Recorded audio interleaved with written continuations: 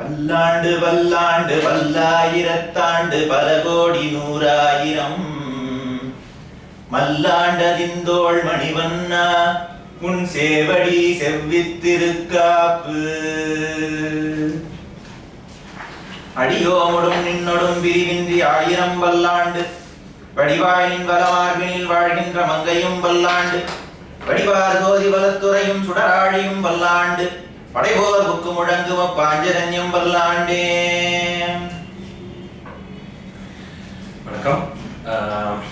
நம்ம வந்து சிலப்பதிகார வகுப்புக்கு நடுவில் ஒரு சின்ன இடைவேளை கிடைச்சிருக்கு நமக்கு. ஹரியானா வந்து ஒரு 3 மாதங்கள் வகுப்பில் இணைய முடியாத சூழ்நிலை. அதனால அந்த இடைவெளியில் ஒரு புதிய வகுப்பு ஆரம்பிக்கலாம் அப்படின்னு தீர்மானித்து இன்னைக்கு வந்து 4000 திவ்ய பிரபந்தம், பெரியாழ்வார், முடிந்தா ஆண்டாள் பாடல்களை இந்த 3 மாதங்களில் பார்க்கலாம்னு இருக்கோம். ஒருவேளை பெரியாழ்வார் மட்டும்தான் பார்க்க முடிந்தாலும் பரவாயில்ல. திரும்ப அவர் ஹரியானா வந்தோடனே நம்ம சிலப்பதிகார வகுப்புகளை தொடரலாம். இதில் வந்து 4000 திவ்ய பிரபந்தம் பற்றி ஒரு ரொம்ப விரைவான அறிமுகம், விரிவான அறிமுகம் தான் இன்னும் நிறைய இருக்குது. அது வந்து அறிமுகமே வந்து பாடல்களையே தொடாமல் 4000 திவ்ய பிரபந்தத்தை பற்றி மட்டுமே, ஆழ்வார்களுடைய சரித்திரம், அவை தொகுக்கப்பட்ட விதம், என்ன வரிசையில் தொகுக்கப்பட்டிருக்கு, எந்த ஆழ்வார் எவ்வளோ பாடல்கள் பாடியிருக்காங்க, இப்படி அறிமுகமே வந்து நம்ம மணிக்கணக்காக பேசலாம். ஆனால் ஒரு ரொம்ப சுருக்கமான ஒரு அறிமுகம் மட்டும் சொல்கிறேன். 4000 திவ்ய பிரபந்தம் அப்படிங்கிறது வந்து 12 ஆழ்வார்கள் பாடின பாடல்களுடைய தொகுப்பு. அது வந்து கால வரிசைப்படி அவங்கள சொன்னா பொய்கை ஆழ்வார், பூதத்தாழ்வார், பேயாழ்வார், திருமழிசை ஆழ்வார், நம்மாழ்வார், மதுரகவி ஆழ்வார், குலசேகர ஆழ்வார், பெரியாழ்வார், ஆண்டாள், தொண்டரடிப்பொடி ஆழ்வார், திருப்பாணாழ்வார், திருமங்கை ஆழ்வார். இதுதான் சரித்திர வரிசை. இது விக்கிபீடியாவில் வந்து அப்படியே படிச்சுட்டு இருக்கேன் நான். திருமங்கை ஆழ்வாரும் திருஞான சம்பந்தரும் சமகாலத்தவர்கள். அது வந்து கோயிலேயே வந்து ஆழ்வார்களை இது பண்ணி வச்சிருக்கிற வரிசை வந்து அந்த வரிசையில இருக்கும். இது வந்து கால வரிசை. ஆனா பாடல்கள் தொகுக்கப்பட்ட வரிசை வந்து 4000, 1000, 2000, 3000, 4000 அப்படின்னு 2000, 3000, 4000. அதுக்கு பேர்கள் உண்டு இல்லையா? 1000 பெரிய திருமொழி, அதுல இந்த நூல்கள் அதுல உள்ள வருது. அதான் 1000த்துல 947 பாடல்கள் தான் இருக்கு, 1000 சொன்னாலும். 2000த்துல சுமார் 1134 பாடல்கள் இருக்கு. அது வந்து பெரிய திருமொழின்னு பேரு. பெரிய திருமொழி, திருக்குறுந்தாண்டகம், திருநெடுந்தாண்டகம் 3 நூல் இருக்காது. 2000 1000த்துல திருப்பல்லாண்டு, திருமொழி, திருப்பாவை, நாச்சியார் திருமொழி, பெருமாள் திருமொழி, திருச்சந்த விருத்தம், திருமாலை, திருப்பள்ளி எழுச்சி, அமலநாதிபிரான், கண்ணி நுண் சிறு தாம்பு அப்படின்னு இருக்கு. இது வந்து 7 ஆழ்வார்கள் பாடிய பாடல்கள் தொகுப்பு. ஆனா 2000 முழுக்க திருமங்கை ஆழ்வார், அது 1100 சொச்சம். 3000 மறுபடி 6-7 ஆழ்வார்கள். இது வந்து முதல் திருவந்தாதி, 2ஆம் திருவந்தாதி, 3ஆம் திருவந்தாதி, 4முகன் திருவந்தாதி, திருவிருத்தம், திருவாசரியம், பெரிய திருவந்தாதி, திரு எழுக்கூற்று இருக்கை, சிறிய திருமடல், பெரிய திருமடல், ராமானுஜர் நூற்றந்தாதி அப்படின்னு இதுக்கு வந்து திரு இயல்பான் பேரு. இதோட பேரா 3000 பேர். ஓகே. பாடல்களோட எண்ணிக்கை குத்து மதிப்பா எவ்வளவு வருது? சுமார் 810 பாடல்கள் தான் இருக்கு 3000. 4000ல முழுக்க திருவாய்மொழி நம்மாழ்வாரோட, அது 1102. சோ இப்படி தொகுக்கப்பட்டிருக்கு. இது வந்து தொகுக்கப்பட்ட வரிசை. இந்த திருவாய்மொழிங்கிறது திருவாய்மொழி இத வந்து படிக்கிற வரிசையும் தொகுக்கப்பட்ட வரிசைப்படிதான் படிப்பாங்க. அதுலயும் சில இதெல்லாம் இருக்கு. அதெல்லாம் உங்க பதிப்புல இருக்கான்னு தெரியல. ஸ்டார் போடுவாங்க, நிறுத்தி படிக்க நிறுத்தணும் அப்படின்னு. இங்க இருக்காது. 2 தடவை சேவிக்க வேண்டியதுக்கு வந்து 2 இது போட்டு அது ஒரு முறை உண்டு.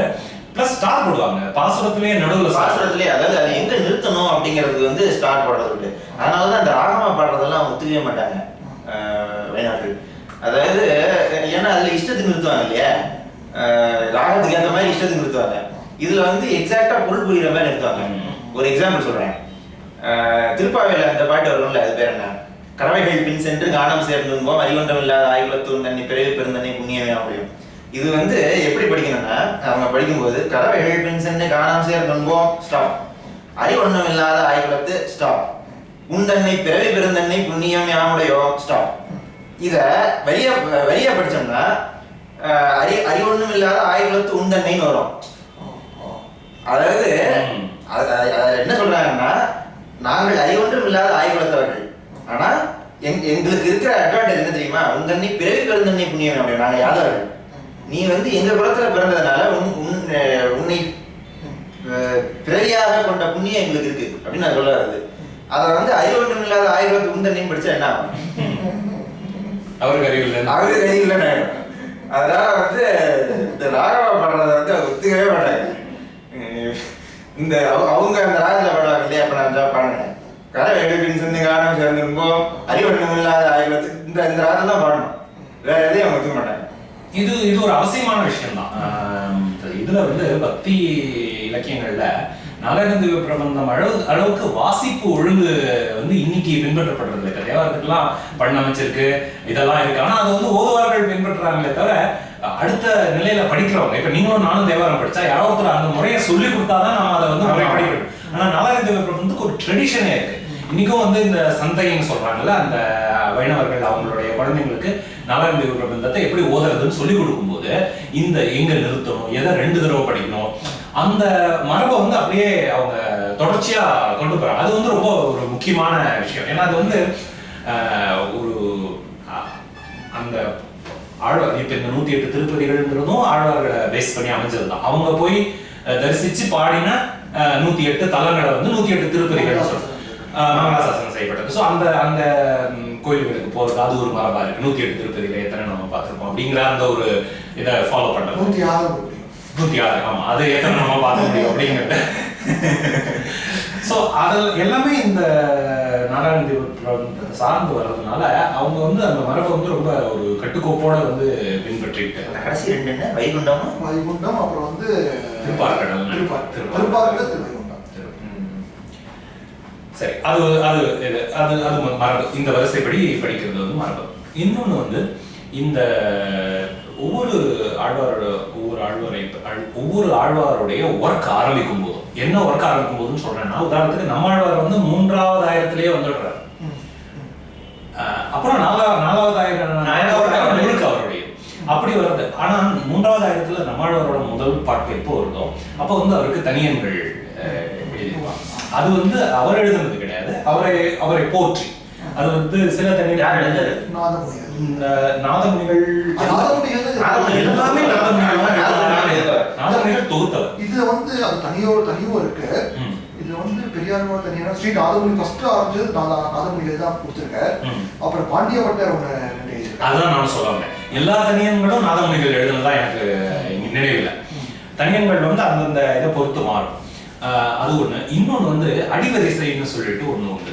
அதாவது அவங்க என்ன பண்ணுவாங்கன்னா, ஒரு பாசகத்துல 10 பாட்டு இருக்கு அப்படின்னா அதை ஞாபகம் வச்சுக்கிறதுக்காக 10 பாடல்களோட முதல் சீரை மட்டும் தொகுத்து ஒரு ஃபார்முலா மாதிரி. உதாரணத்துக்கு திருப்பல்லாண்டுல பாத்தீங்கன்னா பல்லாண்டு, அடியோம், வாழ், கூடு, ஏழு, அண்ட குலத்துக்கு அப்படின்னு அந்த அந்த முதல் சொற்களை மட்டும் தொகுத்து அவங்க ஒரு இதுவா படிச்சுட்டான். வெண்பா மாதிரி ஜஸ்ட் வார்த்தைகளோட தொகுப்பு, அவ்வளவுதான். அது அவங்களுக்கு அந்த பாசனத்தை பாடும்போது முதல் பாசனம் ஞாபகம் வந்துட்டா அடுத்தடுத்த பாசனம் என்னங்கிறது அது ஒரு ஆட்டோமேட்டிக்கா ஒரு இந்த மாதிரி நிறைய இருக்கு.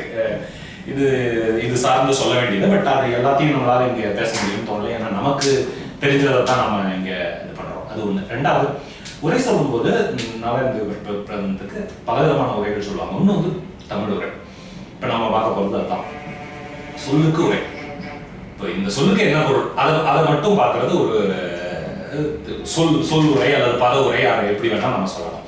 அடுத்து வைணவ தத்துவங்களை சேர்த்து அதுக்கான உரை சொல்றது. அது நல்ல விரிவாகவே இருக்கும். அது சொற்கள்ல அவங்க கவனம் செலுத்த மாட்டாங்க. அது என்ன அவர் சொல்லுவார். உதாரணத்துக்கு நம்மாழ்வார் 4 வேதங்களையும் தமிழ் செய்தார் அப்படின்னு மரபு இருக்கு. அப்படி பார்க்கும்போது ஒரு நம்மாழ்வார் பாசனத்தை பார்க்கும்போது பாசனத்துக்கு அப்படியே பியூர் தமிழ் சொல்லுக்கு சொல் பொருள் சொல்றது ஒரு விதம். இன்னொரு பொருள், இந்த பாசனம் வேதத்துல இருக்கிற எந்த இதோட பிரதிபலிப்பு. நம்மாழ்வாரை பத்தி சொல்லும் போதே வேதங்களை சமஸ்கிருதத்துல எல்லாரும் படிச்சு தெரிஞ்சுக்க வாய்ப்பு இல்லாத சூழ்நிலையில தமிழ்ல அதை புரிஞ்சுக்கிற மாதிரி சொன்னவர். வேதத்தோட வேதம் தமிழ் செய்தமாறன்னு அவர் சொல்லுவோம். எந்த வேதத்துடைய எந்த பகுதி இங்க வெளிப்படுத்தப்பட்டிருக்கு, எப்படி பொருத்தம் இருக்கு அதுக்கு, அதெல்லாம் இது பண்ணி சொல்ற அந்த மாதிரி உரைகளும் உண்டு. சோ தமிழ் உரை, ஆன்மீக உரை, தத்துவ உரை, இன்னும் பலவிதமான ஸ்லைசஸ் பண்ணலாம். இது நாராயணத்துக்கு ஒவ்வொரு உரையும் ஒவ்வொரு மாதிரி இருக்கும். அதுல நாம இங்க இந்த வகுப்புல சாத்தியமாகக்கூடியது நமக்கு உள்ள அறிவின் அடிப்படையில, சிற்றறிவின் அடிப்படையில சாத்தியமாகக்கூடியது சொல்லுரை தான்.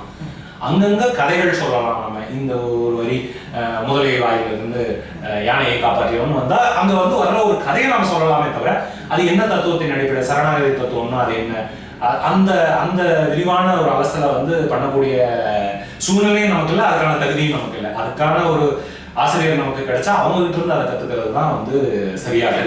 அதை வந்து முன்னாடியே சொல்லிடுறது அவசியம்.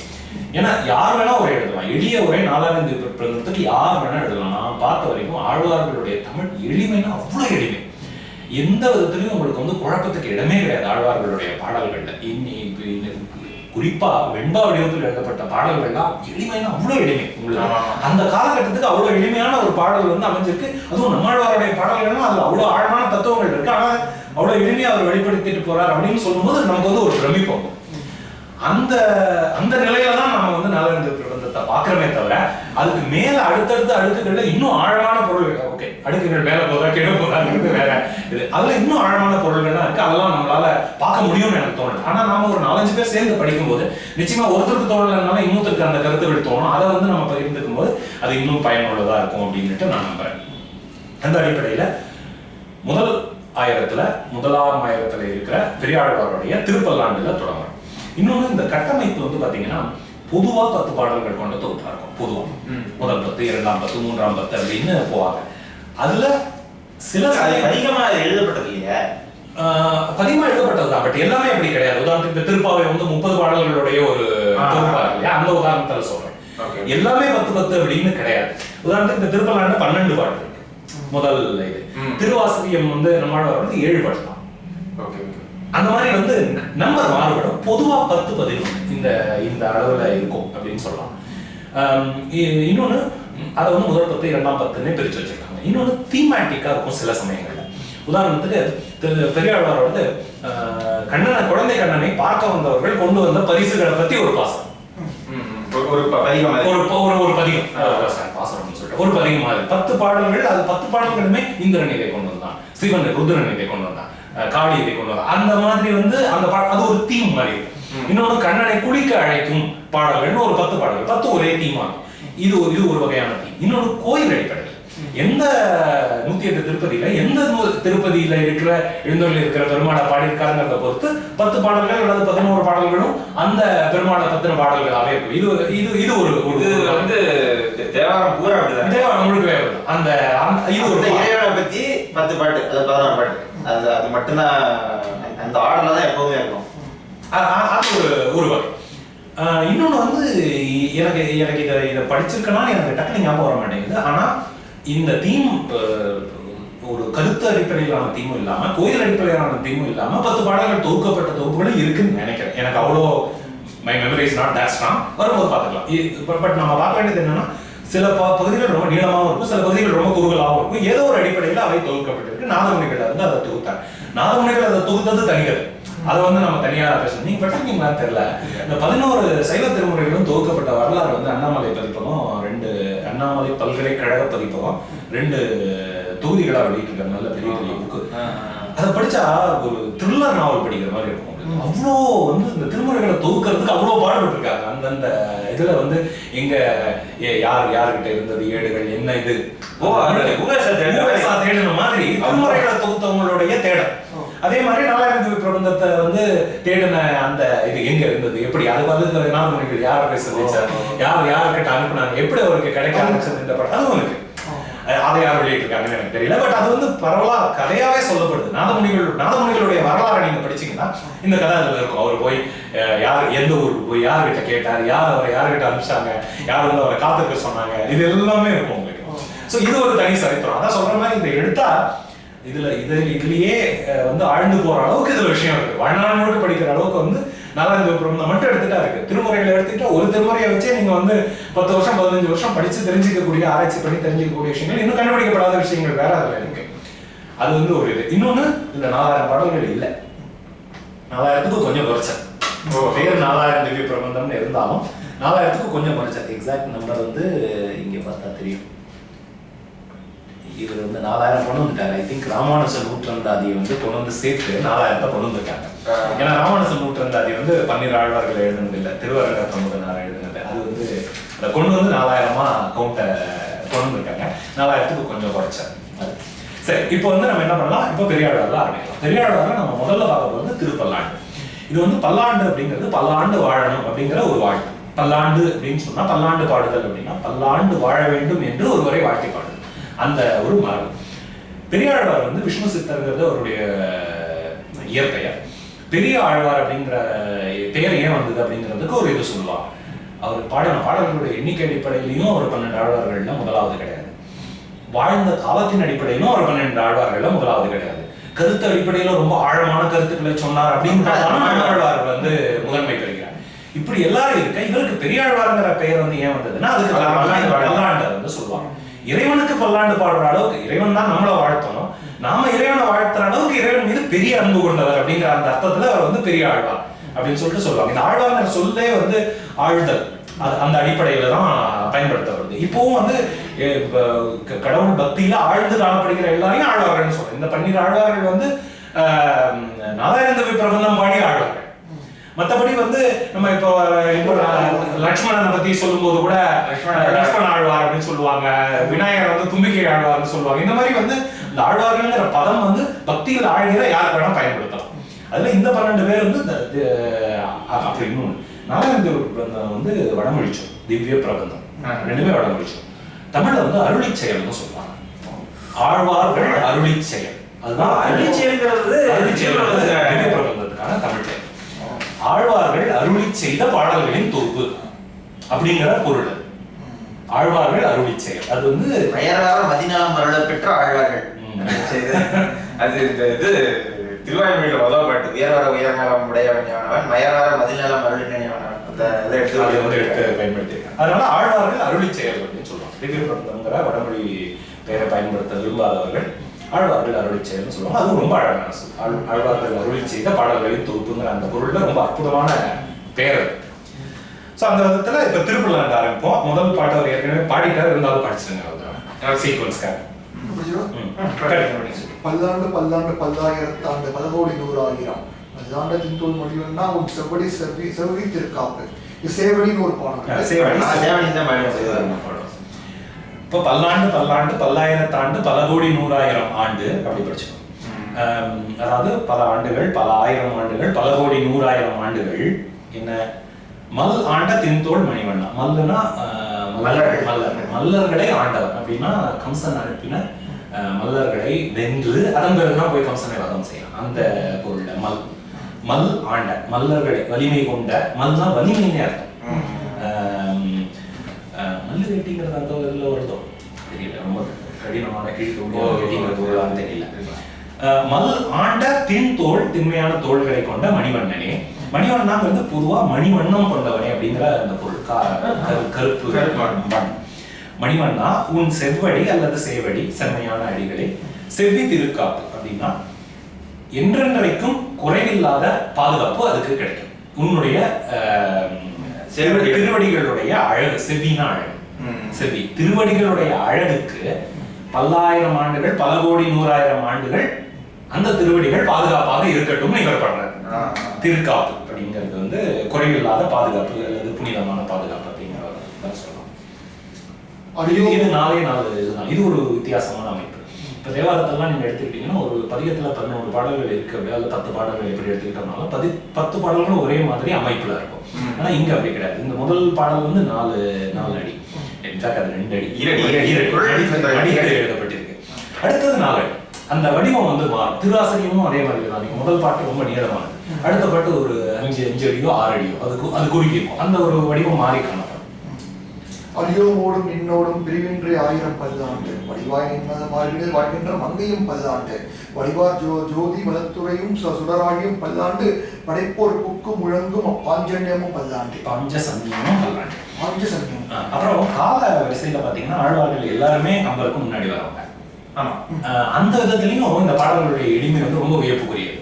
இப்ப நம்ம கம்பராமாயணம் படிச்சுட்டு இங்க வரோம், அதனால நமக்கு வந்து கொஞ்சம் அந்த சொற்கள் பயிற்சி எல்லாம் இருக்கு. அந்த விதத்துல பார்த்தாலும் கம்பராமாயணம் ஒரு கதையை சொல்றது. ஸோ எடுத்தளவுல பார்த்தா கம்பராமாயணத்தை படிக்கிறது தான் மக்களுக்கு எளிமையா இருக்கணும். ஒரு கதையை சொல்றது கால வரிசையில பின்னர் வந்தது அந்த காரணத்துல. ஆனா இது பெரும்பாலான பாடல்கள் போற்றி பாடல்களாகவே இருந்தாலும் இந்த எளிமை வந்து ரொம்ப வியப்புக்குரிய ஒரு விஷயம். இப்ப இந்த பாட்டே பாத்தீங்கன்னா அடியோமோடும் நின்னோடும் பிரிவின்றி 1000 பல்லாண்டு. அப்படின்னா நாங்களும் நீயும் பிரிவில்லாமல் பல்லாண்டு வாழ்வேன். 1000 பல்லாண்டு வாழ்வேன். 1000 ஆண்டு அப்படின்னு படிக்கணும். வடிவாய் நின் வல மார்பினில் வாழ்கின்ற மங்கையும் பல்லாண்டு. இங்க வடிவுக்கு பொருள் அழகு. வடிவுக்கு உருவம்னு ஒரு பொருள் உண்டு, அழகுன்னு ஒரு பொருள் உண்டு. வடிவாம்பாள் அப்படின்னு சொல்றோம் இல்லையா, அழகு. சோ அழகாக உன்னுடைய வலமார்பினில் வாழ்கின்ற மங்கையாகிய திருமகளுக்கும் பல்லாண்டு. வடிவு ஆர் சோதி வலத்து உரையும் சுடர் ஆழியும் பல்லாண்டு. லட்சுமி வந்து எழுத மாட்டேங்குதுன்னா தானே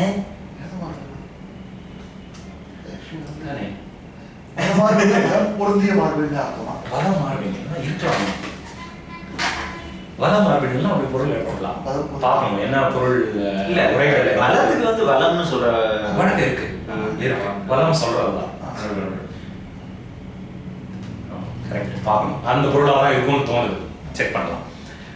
ஆனால் இந்த உரை உண்டு, இப்போ தேட முடியாது, அப்புறம் தேடலாம். மங்கையும் பல்லாண்டு. வடிவார் சோதி வலத்து உரையும் சுடர் ஆழியும் பல்லாண்டு. இங்க வந்து இந்த வலம் வந்து வலத்து வலக்கரத்திலே இருக்கிற அழகான சோதி வடிவ சோதி நிறைந்த அல்லது மிளிர்கிற சுடர் ஆழி. சுடர் அடிக்கிற தர்சனம் இல்லையே, சுடர் ஆழி சக்கராயுதம் அதுவும் பல்லாண்டு. படைபோர் புக்கு போர் செய்வதற்காக நீ புகுந்து படையோடு செல்லும் போது, ஆயுதத்தோடு செல்லும் போது அங்கே புகுந்து முழங்குகிற, உன்னுடைய ஆயுதங்கள் முழங்குவதற்கு முன்னால் முழங்குகிற அப்படிங்கிற அந்த பொருள் எடுத்துக்கலாம். அப்படி முழங்குகிற அந்த பாஞ்சசன்யம் என்கிற அந்த சங்கும் பல்லாண்டு வாழட்டும். பாஞ்சசன்யம்னா என்ன? இங்கதான் வந்து நமக்கு ஜடாயு அவர் வந்து அப்படியே கொட்டுவார் இந்த விஷயங்கள்லாம். சரிங்க, அடுத்த படிங்க. அதுக்குள்ள நம்ம ஒரே ஓபன் பண்ணிடுறேன். அது நமக்கு இதுவா உதவியா இருக்கும். வாழாட்பட்டு நின்றீர் உள்ளீரேல் வந்து மண்ணும் மனமும் வன்மி கூழாட்பட்டு நின்றீர்களை எங்கள் குழுவினில் புகுதலொட்டோம். ஏழாட்காலும் பழிப்பிலோம் நாங்கள் இராக்கதர் வாழிலங்கை பாழாளாக படைவொருதானுக்கு பல்லாண்டு கூறுதுமே. வாழ் ஆழ்பட்டு நின்றீர் உள்ளீரேல் வந்து மண்ணும் மனமும் கொள்மேன். வாழ் ஆழ்பட்டு அப்படின்னா இந்த வாழ்க்கையிலே அவனுக்கு ஆட்பட்டு அப்படிங்கிற பொருள். அப்படி ஆட்பட்டு நிற்கிறவர்கள் யாராவது இருந்தீங்கன்னா வந்து இங்கே வந்து மண்ணும் மனமும் கொள்மி அப்படின்னா என்ன பொருளை சொல்றான்னா,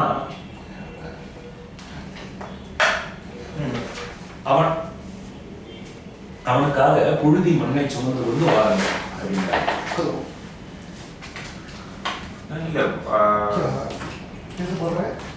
வாழாட்பட்டு நின்றீர் அப்படின்னா என்ன? இந்த வாழ்க்கையிலே அவனுக்கு ஆட்பட்டு நின்றவர் வாழ்கின்ற ஆள்பட்டு நிற்கின்றார் அப்படிங்கிறது. வாழ் ஆள்பட்டு நின்றீர் உள்ளீரேல் இருந்தீங்கன்னா, யாராவது இருந்தீங்கன்னா இங்கே வந்து மண்ணும் மனமும் கொள்வி அப்படின்னா அவனுக்காக புழுதி மண்ணை சுமந்து வாருங்கள் அப்படிங்கிறார். அதுதான் பொருள். கூழாள்பட்டு நின்றீர்களை எங்கள் குழுவின் முதல்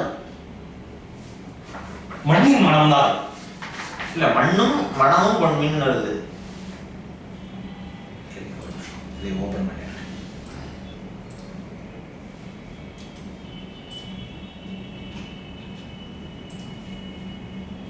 முதல் தொகுதி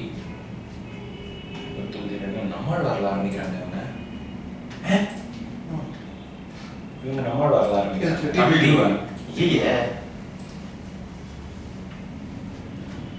என்ன முழுக்கவே திருவாய் மொழியா இருக்கு. மூலமும் உரையும்னு போட்டா நேரடியா திருவாய் மொழிக்கு தான் போறது. ஒரு நிமிஷம். திருப்பல்லாண்டு இதே மாதிரி பாடப்பட்ட சொல்லாங்க இல்லையா, அது 107 தானா? 276 ஏகப்பட்டது இருக்கு.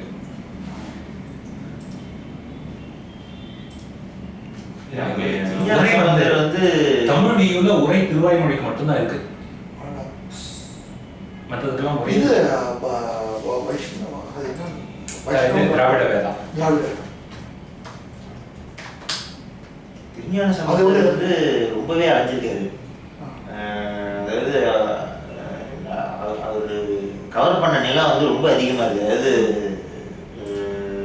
வடக்குல வந்து காஞ்சி, அது திருக்காலத்துக்கும் திருக்காலத்தியுடைய பாட்டும் இருக்குன்னு நினைக்கிறேன். தெற்குல வந்து திருகோணமலை, திருக்கேதீச்சரன்னு ஸ்ரீலங்கா வரைக்கும் இருக்கு. அவர் பண்ணதே 176.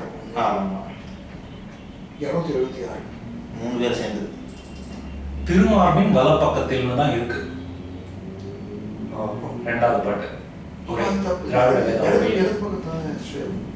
இருங்க, விளக்கத்துல ஏதாவது இவர் சொல்லியிருக்காங்க.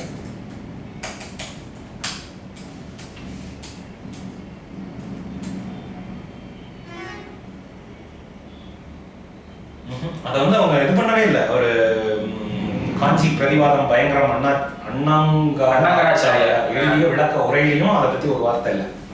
பிரதிவாதி பயங்கரம் அண்ணாங்கராச்சாரியார் அப்படின்னா வந்து ரெண்டு மார்புகளே இருக்கிறதா இது இருக்கு போல இருக்கு, தெரியல. ஏன்னா அவர் வந்து அதை பத்தி இது பண்ணவே இல்லை. சரி, இது ஸ்ரீதேவி பூதேவி எங்க இருப்பாங்க? பூதேவி அதாவது மண்ணும் மணமும் கொள்மீன் அப்படிங்கறத வந்து மண் கொள்மீன் மணமும் கொள்மீன்னு பிரிச்சு மண்ணை கொண்டு வரது வந்து புழுதி மண்ணை சுமந்து கொண்டு வாருங்கள் அப்படின்னு. திருமுலை திருநாளுக்கு அதாவது உற்சவத்துக்கு புழுதி மண்ணை சுமந்து கொண்டு வாருங்கள் அப்படிங்கிறாரு. மணம்ங்கிறது வந்து பாசம், மண் மணம்ங்கிறோம் இல்லையா, மண்ணின் மீது இருக்கிற அந்த பாசம், அதை வந்து சொல்றாரு. ஸோ அந்த மண்ணை சுமந்து கொண்டு வாருங்கள், அதன் மீது பாசம் கொள்ளுங்கள் அப்படிங்கிற அந்த பொருள். அப்புறம் கூழால் பட்டு நின்றீர்களை எங்கள் குழுவினில் புகுதல் ஓட்டம். கூழுக்கு அடிமையாக இருக்கிறார் அல்லது கூழ் தனக்கு யார் கூழ் கொடுக்கிறார்களோ அவர்களுக்கு அடிமையாக இருக்கிறவர்களை எங்கள் குழுவினில் புகுதல் ஓட்டம். எங்கள் குழுவில் சேர்த்துக்க மாட்டோம். சாப்பாட்டுக்காக இன்னொருத்தரை சார்ந்து வாழ்கிறவர்களை எங்கள் குழுவில் சேர்த்துக்க மாட்டோம். வாழ்ந்தால் இவனுக்கு அடிமைப்பட்டு வாழ வேண்டும், அப்படிப்பட்டவர்கள் இங்கே வாருங்கள் அப்படிங்கிறார். 7 ஆள் காலும் பழிப்பு இல்லோ அப்படின்னா 7 ஆள் அப்படின்னா 7 ஆள் இல்ல, 7 ஆள்கள் வாழ்கிற தலைமுறை, 7 தலைமுறை. 7 தலைமுறையா பழிப்பு இல்லோ, எங்களுக்கு ஒரு பழி கிடையாது அப்படின்னா நாங்க 7 தலைமுறையா திருமால் அடிமைகள். 7 தலைமுறையா திருமால் அடிமைகளா இல்லாதனால எங்களுக்கு எந்த பழிப்பும் கிடையாது. அப்படிப்பட்ட நாங்கள் ராக்கதர் வாழ் இலங்கை பாழாளாக, ராக்கதர்கள் வாழ்கிற இலங்கை வந்து பாழாகி போகும்படி படைப்பொருதானுக்கு ஆயுதம் ஏந்தியவனாகிய திருமாலுக்கு பல ஆண்டு கூறிக்கொண்டிருக்கிறோம். இங்கே நீங்கள் மட்டும் வாருங்கள், மற்றவர்கள் வராதீர்கள் அப்படின்னு ஒரு ஃபில்டர் போடுறாங்க. 7 நிலத்தில் இடுவதன் முன்னம் வந்தெங்கள் குழாம் புகுந்து கூடு மனமுடைவீர்கள் வரம்பொழி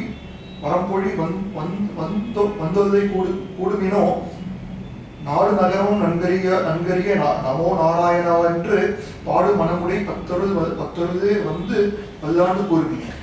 7 நிலத்தின் இடுவதன் முன்னம் வந்து எங்கள் குழாம் புகுந்து கூடு மனம் உடையீர்கள். இது வந்து அழைப்பு வெளி. அதாவது 7 அப்படின்னு இந்த இதுல என்ன அர்த்தத்துல சொல்றாருன்னா உடல். உடல் மண்ணிலே விழுவதற்கு முன்னால், அதாவது கடைசி காலத்துல மட்டும் திருமாலை நினைக்காதீர்கள், அதற்கு முன்னாகவே நினையுங்கள் அப்படிங்கிற பொருள். இங்க 7ங்க 7 நிலத்தின் இடுவதன் முன்னம். இதுல வந்து கைவல்யத்தில் தள்ளப்படும் வரை அப்படின்னு உரையில இருக்கு. கைவல்யம்ங்கிறது என்ன, ஒரு விதமான நரகமா? இல்ல அதாவது மோட்சத்துல வந்து நிறைய வகைமுறைகள் இருக்கு. இது வந்து நான் விசியாதத்தை எப்படி சொல்றேன், கைவல்யங்கிறது வந்து ஆன்மாவை எய்தல், அதுவும் வந்து மோட்சம் தான். பரம்பொருளை அடைதல்ங்கிறது வந்து வேறு வகையான மோட்சம்.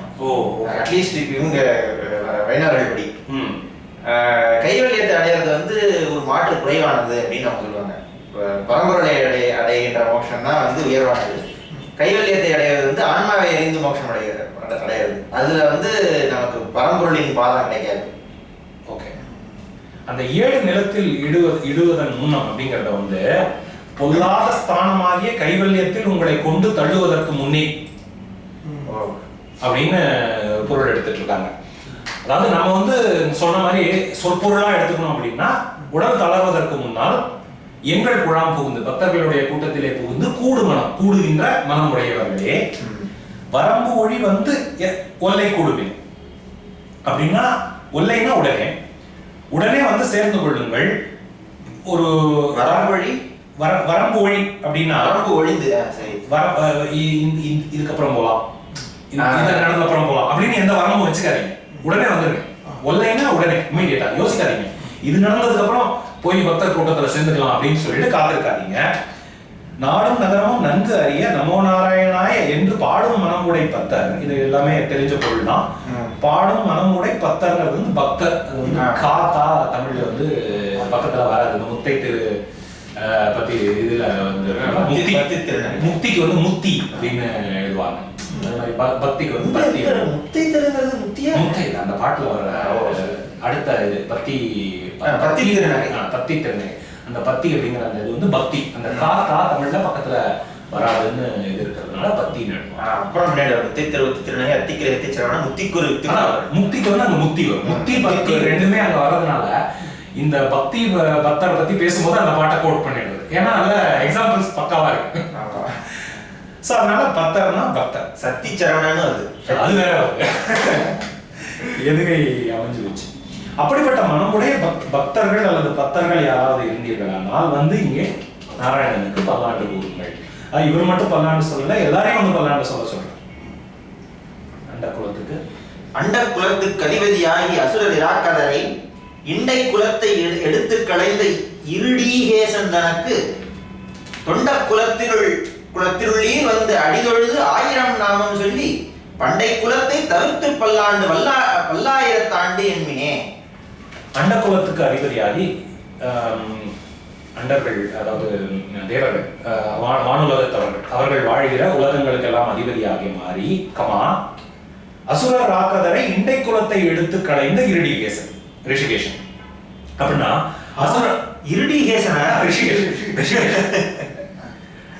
அசுரர்கள் ராக்கதர்கள் ஆகிய இண்டை குலம்னா நெருங்கிய குலம். இண்ட குலம் அப்படின்னு பாடம் நெருங்கிய இண்டை புது சொல்ல படிச்ச மாதிரி இல்லை. அப்படி நெருங்கி நிற்கிற அவர்களை எடுத்து களைந்த, அவர்களை நீக்கிய, முழுமையாக நீக்கிய ரிஷிகேசன். அது பெருமாளுடைய பேர். ரிஷிகேசனுக்கு தொண்டர் குலத்தில் தொண்டர் குலம்னா தொண்டர் குலம். தொண்டர் குலத்திலே இருக்கிறவர்களே வந்து அடி தொழுது, வந்து அவனுடைய அடியை தொழுது 1000 நாமம் சொல்லி அவனுடைய 1000 திருப்பெயர்களை சொல்லி பண்டை குலத்தை தவிர்த்து. இங்க பண்டை குலம்ங்கிறது அவன் பாதம் சேர்ந்ததுக்கு முன்னால உங்களுக்கு ஒரு குலம் இருந்தது இல்லவா, அதை மறந்துடுங்க. நீங்க எந்த குலத்தை சேர்ந்தவர்களாகவும் இருக்கலாம். ஆனா இங்கே வந்து சேர்ந்ததுக்கு அப்புறம் உங்களுடைய பழைய அடியார் குலத்தை சேர்ந்தவங்க பழைய குலத்தை மறந்துடுங்கன்னு ஒரு பொருள், பழைய வாழ்க்கையை மறந்துடுங்கன்னு ஒரு பொருள். நீங்க ஏதாவது பாவம் செஞ்சவங்களா கூட இருக்கலாம். இங்க வந்துட்டு அதை மறந்துடுங்க, முழுக்க அவனுக்கு ஆட்பட்டிருங்கள். தவிர்த்து என்ன சொல்றீங்கன்னா என்ன சொன்னீங்க? நெருங்கிய பல்லாண்டு பல்லாயிரத்தாண்டு என்கிறேன். இங்கே வந்து பல்லாண்டு பல்லாயிரத்தாண்டு என்கிற இந்த பாடலை பாடுங்கள். பாட்டுக்குள்ளேயே பாட்டை வந்து சேர்க்கிற மாதிரி. ஏன்னா அவரோட வரி தான் அது, பல்லாண்டு பல்லாயிரத்தாண்டு அப்படின்னு சொல்லுங்க அப்படின்னு. ரிஷிகேசன் என்ன? ரிஷிகேசன் என்ன?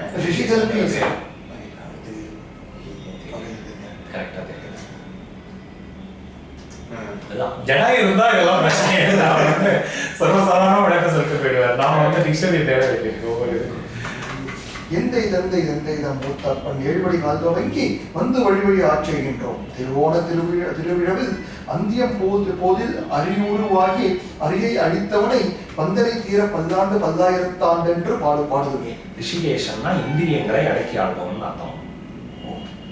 ரிஷிகேசன் சம்பந்தமே இல்லையே. ரிஷிகேசன் பிரிச்சத இந்திரியங்களை அடக்கி ஆள்பவன் அப்படின்னு பொருள் கொடுத்துருக்காங்க. இண்டை குலத்தை வந்து இண்ட குலம்னு பாடினா இண்டர் குலம்னு பிரிச்சு இண்டர்னா சண்டாளர்கள் அப்படின்னு பொருள். ஸோ இண்ட குலம்னு படிச்சா இண்டர் குலம், இண்டை குலம்னா நெருங்கிய குலம், அந்த பொருளை எடுத்தோம். ஓகே. எங்கள் தந்தை தம் மூத்தப்பன் 7 படிகால் தொடங்கி வந்து வழி ஆள் செய்கின்றோம். இது வந்து முன்னாடி 7 பேருக்கு எங்களுக்கு வந்து பழி கிடையாதுன்னு சொல்றாங்க இல்லையா. எந்தை தந்தை தந்தை, அதாவது என்னுடைய தந்தை, அவருடைய தந்தை, அவருடைய தந்தை, அவருடைய மூத்தப்பன் 7 தலைவர். இவர்கள் வந்து பெரியப்பா தாத்தான்னு நினைக்கிறாரு இல்லையா. சோ இவர் ஒண்ணு, எந்தை 2, தந்தை 3 4, மூத்தப்பன்னா அப்படின்னா கொள்ளுதா. அப்பதான் 7 கணக்கு வருது. எந்தையோட தந்தை. ஆமா, எந்தை ஒரு 2 தலைவர். எந்தைங்கிறது 2வது தலைவர். அதுக்கப்புறம் 2 தந்தை சொன்னீங்க, 4வது தலைமுறை போயிடுவீங்க. அதுக்கப்புறம் தம் மூத்தப்பன், அவருடைய மூத்தப்பன் போது 3 தலைமுறை ஜம்ப் ஆனாதான் 7 கவர் ஆகும். அப்படி 7 படிகால் 7 தலைமுறைகளாக நாங்கள் வந்து வழி ஆள் செய்கின்றோம். அவனுக்கு அடிமையாக இருக்கிறோம்.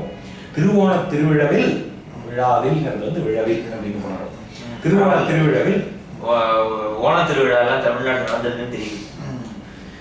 சங்க பாடலே பரிபாடல் இருக்குன்னு நினைக்கிறேன். பரிபாடல்லையும் இதுலையும் நற்றினையிலையும் ரெண்டுல ஏதோ ஒண்ணு நற்றினைன்னு நினைக்கிறேன். இந்த யானைகள்லாம் போர் செய்யறது அந்த குன்றேறி யானை போருக்கான அந்த இது வரும். அதாவது குன்றில் ஏறி யானை போரை பார்த்தா உங்களுக்கு ஆபத்து இல்லை, தரையில நின்று பாத்தீங்கன்னா யானை உங்களை தாக்கிட வாய்ப்பு இருக்கு. குன்றேறி யானை போர்னு திருக்குறள்ல குன்றேறி யானை போர் கண்டக்டர் தங்கை சொல் நுண்டாக செய்வான் வினை. அதாவது கையில பொருள் இருக்கிற ஒருத்தனுடைய செயல் வந்து குன்று ஏறி யானை போர் பாக்குறது மாதிரி அப்படிங்கிற. அதாவது இப்போ கையில பணம் இல்லாம செய்யறான் அப்படின்னா வந்து அந்த செயல் என்ன வேணா ஆகலாம், அவனையே ஒண்ணும் இல்லாம ஆகலாம். கையில பணம் இருந்து அந்த செயலை செய்யறான் அப்படின்னா வந்து குன்று மேல இருந்து யானை போல வருவது போல சேஃப்டி இருக்கு. திருவோண திருவிழாவில் அந்தி அம்போதில் அறிவுறு ஆகி திருவோண திருவிழா கொண்டாடப்படும் நேரத்திலே மாலை நேரமாகிய அழகிய பொழுதிலே அறிவுறு அந்தி அம்போதுன்னா மாலை அந்தி மாலை அம் வந்து அழகு போதுன்னா பொழுது பொழுதோட சுருக்கம் அது இடை குறை போதில் அரி உரு ஆகி ஹரி நரசிம்ம அவதாரம் எடுத்து அரியை அழித்தவன். இந்த அரி வந்து பகைவனாகிய இரணியனை அழித்தவன். அவனை பந்தனை தீர உங்களுடைய பந்தனை தீர அதுதான் இங்க பொருள். ஏன்னா பாடுதுமேன்னு முன்னிலையில முடிக்கிற அல்லது பாடுதுமேன்னா தன்மையும் சேரும் இல்ல, நம்ம எல்லாம் சேர்ந்து பாடலாம்னு பொருள் வருமோ, வாழ்த்துதுமேன்னு பாடலாம். ஆமா, அப்ப நம்ம எல்லாம் சேர்ந்து அப்ப நம்ம பந்தனை தீர நம்ம பந்தனை தீரும்படி பல்லாண்டு பல்லாயிரம் தாண்டி என்று பாடுதுமே வாருங்கள் நம்ம தான் பாடுவோம் அப்படின்னு சொல்றேன். தீயில் பொலிகின்ற செஞ்சுடர் ஆழி திகழ்திரு சக்கரத்தின் கோயில் பொறியாலே ஒற்றுண்டு நின்று குடிகுடி ஆட்சிகின்றோம். மாய பொறுபடை வாணனை 1000 தோளும் பொழிகுருதி பாயச் சுழற்றிய ஆழிவல்லானுக்கு பல்லாண்டு கூறுதுமே. இப்போ தீயில் பொலிகின்ற செஞ்சுடர் ஆழி அப்படின்னா தீயில் இல்ல, தீயை விட தீயின் பொலிகின்ற தீயை விட பிரகாசமான ஒரு ஒளியை கொண்ட செம் சுடர் ஆழி எப்பவுமே வந்து அந்த சுடர் அல்லது வெளிச்சத்துக்கு எதுவாக ஆழி போல் மின்னி வலம்புரி போல் நின்றது. அப்படிப்பட்ட செம்மையான சுடரை கொண்ட திருச்சக்கரத்தை ஆழியாகிய திகழ்கின்ற திருச்சக்கரத்தின் கோயில் பொறியாய் அந்த திருச்சக்கரத்தை நாங்கள் புரினா அடையாளம் புரிக்கப்பட்டது. அந்த வைணவர்களுக்கு அந்த இது பொறிச்சுப்பாங்க தோள்கள்ல அந்த இது சொல்றாங்க. ஆமா, அது அதனாலே பஞ்ச சம்ஸ்காரம் சொல்லுவாங்க. அந்த இல்ல சம்பிரோஷணம் வேற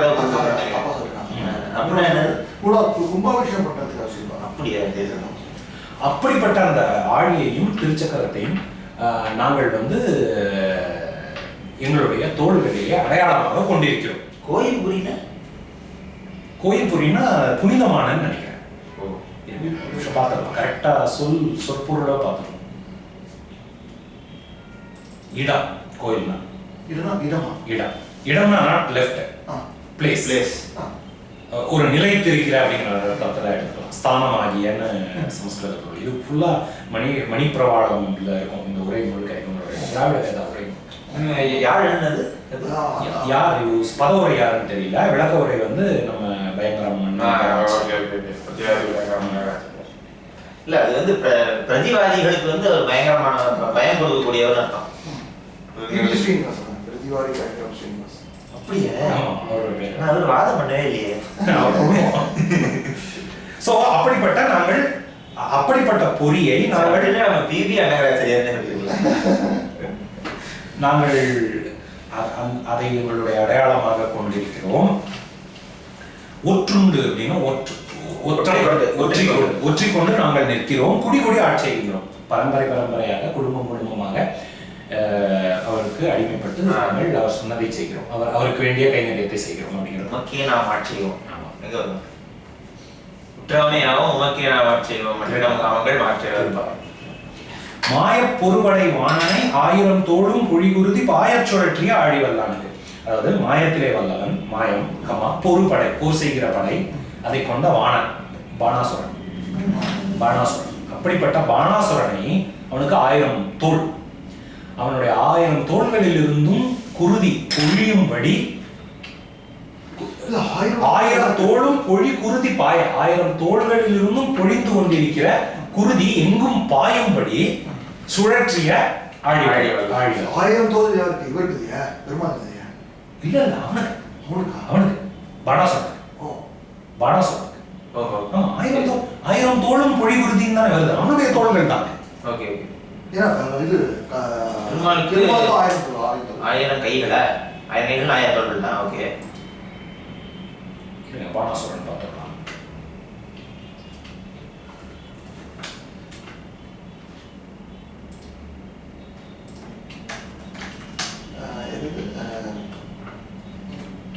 ஆயிரம் கைகள், பாணாசுரனுக்கு 1000 கைகள் அப்படின்னு இருக்கு. அவன் தான் சொல்றேன். ஏன்னா அதுவே வாணனை 1000 தோளும் பொழிகுருதி பாய அப்படின்னா 1000 தோள்களில் இருந்தும் பொழிகிற ரத்தம்னு தான் பொருள் வரும். அப்படி சுழற்றிய ஆழிவல்லானுக்கு பல்லாண்டு கூறுமே, நாம் பல்லாண்டு சொல்லுவோம். நெகிழை நல்லதோர் சோறும் நியதமும் அத்தாணி செவகமும் கையடை காயும் கழுத்துக்கு பூனோடு காதுக்கு கொண்டதமும் மெய்யிட நல்லதோர் சாந்தமும் தந்து எண்ணெய் விழுதுயிராக்கவல்ல பையுடை நக பகை கொடியானுக்கு பல்லாண்டு கூறுவனே. நெய்யிடை நல்லது ஓர் சோறு, நெய்க்கு நடுவுல கொஞ்சம் சோறு, நல்லது ஒரு சோறு, நெய்க்கு நடுவுல கொஞ்சம் சோறு. நெய் அடை, நெய் எடை அப்படின்னு நெய் அடை அப்படின்னா நெய் நிறைந்த, நெய் அடைந்த, போய் அடைந்து கொண்ட, அடைமழைன்னு சொல்றோம். நெய் எடை, நெய் எடை, எடை, நெய் பிளஸ் அடை, அடை இல்ல எடை, நெய் எடையா? இப்படின்னு பாடம் இருக்கு, நெய் அடைன்னு பாடம் இருக்கு, நெய் இடைன்னு பாடம் இருக்கு. ஓகே. எனிவே அதோட பொருள் கொஞ்சம் சோறும் நிறைய நெய்யும்.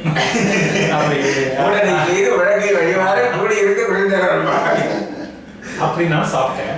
நியதமும் அத்தாணி சேவகம். நியதமும் அப்பாவோடையும் பொண்ணோட பாட்டையும் கம்பேர் பண்ணிட்டு இருக்கான். நித்தமும் நினைக்கிறேன். இருங்க பதவுரை பார்த்துக்கலாம். ஏன்னா என்கிட்ட தொடர்ச்சியான உரை இருக்கு, சொல்லுக்கு சொல் உரை இல்லை, அது நெட்ல போய் நம்ம நியதமும் எப்பவும் தெரியாம பர்மனெண்ட். நியதமும் அத்தாணி சேவகம், பர்மனென்ட்லி எனக்கு சேவகம் செய்யறதுக்கு ஆட்கள் இருந்தாங்க. அத்தாணி சேவகம்ங்கிறது ஒரே வார்த்தை, அது ஏதோ அவங்க கூடவே இருந்து செய்கிற சேவக விருத்தி அப்படின்றது. அப்ப அத்தாணி அப்படின்னா கூடவே இருந்து செய்கிற அப்படிங்கிற இது போட்டு, நீங்க எங்க போனாலும் உங்க கூடவே வர்ற சேவகம்னு பொருளா இருக்கலாம். அப்படிப்பட்ட சேவகமும் கையடை காயும் அப்படின்னா தாம்பூலம். கையடைன்னா அடை, கையடை வெத்தலை, இலை அடை அடைன்னு சொல்லுறது. அதுவும் அதனாலதான் அடைப்ப காரணம் பேரு. கையடை தாம்பூலம், காய்னா அதுல வைக்கிற பாக்கா. ஆமா, அடைக்காய் அப்படிங்கிறாங்க, ஒரே சொல். வெத்தலையில வச்சு கொடுக்குற காய் பாக்காதான் இருக்கணும். ஏன்னா அடைக்காய்ங்கிறது ஒரே சொல், தாம்பூலத்துக்கான சொல். அது கழுத்துக்கு பூன் நகை, காதுக்கு குண்டலம், மெய்யிட நல்லது ஓர் சாந்தம், மெய்யிட நல்லது ஓர் சாந்தம், மெய்யிலே பூசிக்கொள்கிற மேனிலே பூசிக்கொள்வதற்கு நல்லது ஒரு சந்தனம் தந்து என்னை வெள்ளுயிர் ஆக்கவல்ல. இதெல்லாம் கொடுத்து, அது ஒரு பெரிய இது கிடையாது. வெள்ளுயிர் ஆக்கவல்ல அப்படின்னா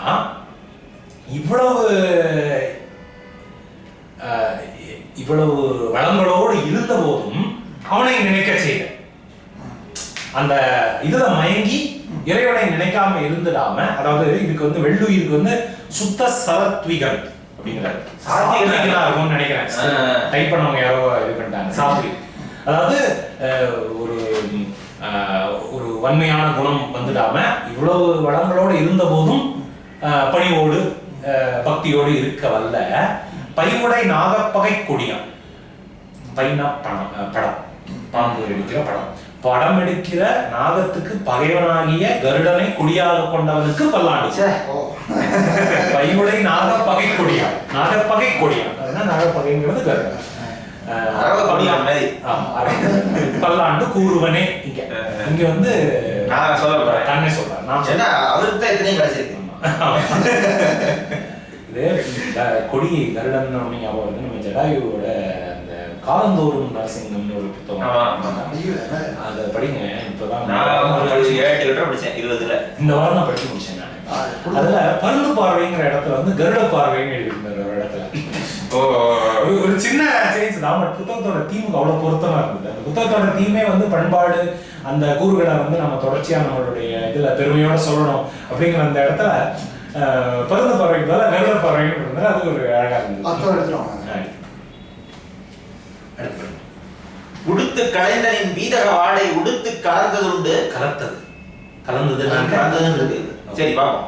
தொடுத்த துழாய்மலர் சூடி கலைந்தன சூடுமி தொண்டர்களும் விடுத்த திசைக்கருமம் திருவோண திருவிழாவில் படுத்தவை நாகனை பள்ளி கொண்டானுக்கு பல்லாண்டு கூறுவதுமே. போன பாட்டுல வந்து நாகப்பகை, இந்த பாட்டுல நாகனை.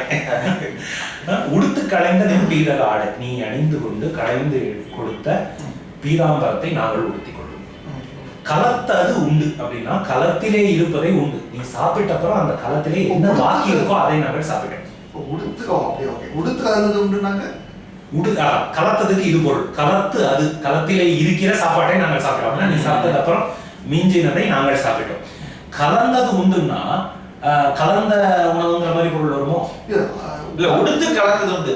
அதை உடுத்து மற்றொரு உடுத்து கலந்தது உண்டு அப்படின்னா உன்னோட இணைந்தோம் அப்படிங்கிற பொருள்.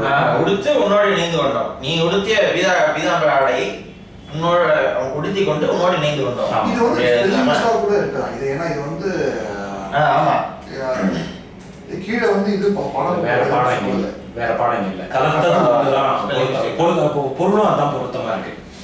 கலத்தது உண்டு, களத்திலே உள்ளதை நாங்கள் உண்டோம். இங்க பாருங்க, அது உண்டு வந்து நிச்சயமா எச்சம் தான். ஏன்னா அதோட இப்ப கலந்தது உண்டு அப்படின்னு எடுத்துக்கிட்டீங்கன்னா அது வந்து வாக்கியம் முடிஞ்சு. அதுக்கப்புறம் தொடுத்த துழாயமான சூடி கலைந்தன சூடும் இத்தொண்டர்களும் பொருத்தமா இல்லை. அங்க உண்டு இங்க சூடும் வந்தாலும் அந்த வாக்கியம் அமைப்பு வந்து கொஞ்சம் பொருத்தமா. அதனால அது ஸ்பெல்லிங் டைப்போ ஆயிரம்னு தோணுது. இப்போ தொடுத்த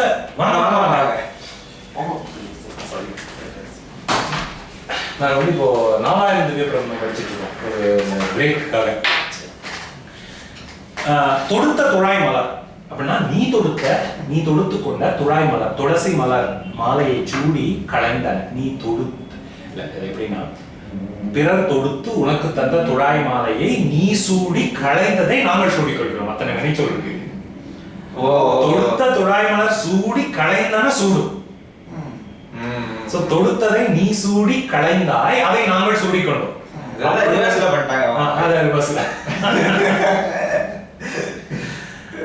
அப்படிப்பட்ட தொண்டர்கள் நாங்கள். தொண்டர்களும் அதனால திட்டாரு நினைக்கிறாரு. யாரு? பெரியார். விடுத்த திசை கருமம் தெரியும். விடுத்த திசைனா நீ விடுத்தாய் எங்களை எந்த திசையிலே போக வேண்டும் என்று நீ சொன்னாலும் சரி நாங்கள் போவோம். போய் கருமம் திருத்தி நீ என்ன வேலை செய்ய சொல்கிறாயோ அதை செய்வோம். திருத்தியா? என்ன இல்ல அதுதான் கேட்கிறேன். நான் வந்து திருத்தி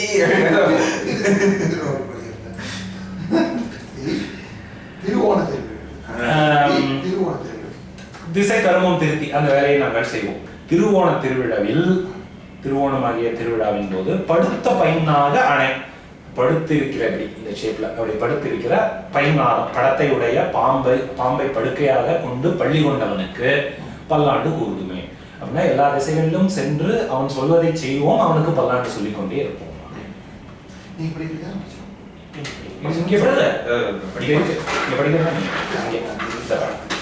என்னால் எம்பெருமான் உந்தனக்கு அடியோம் என்று எழுத்துப்பட்ட அந்நாளே அடியோங்கள் அடிக்குடில் வீடு பெற்று உயர்ந்ததுதான்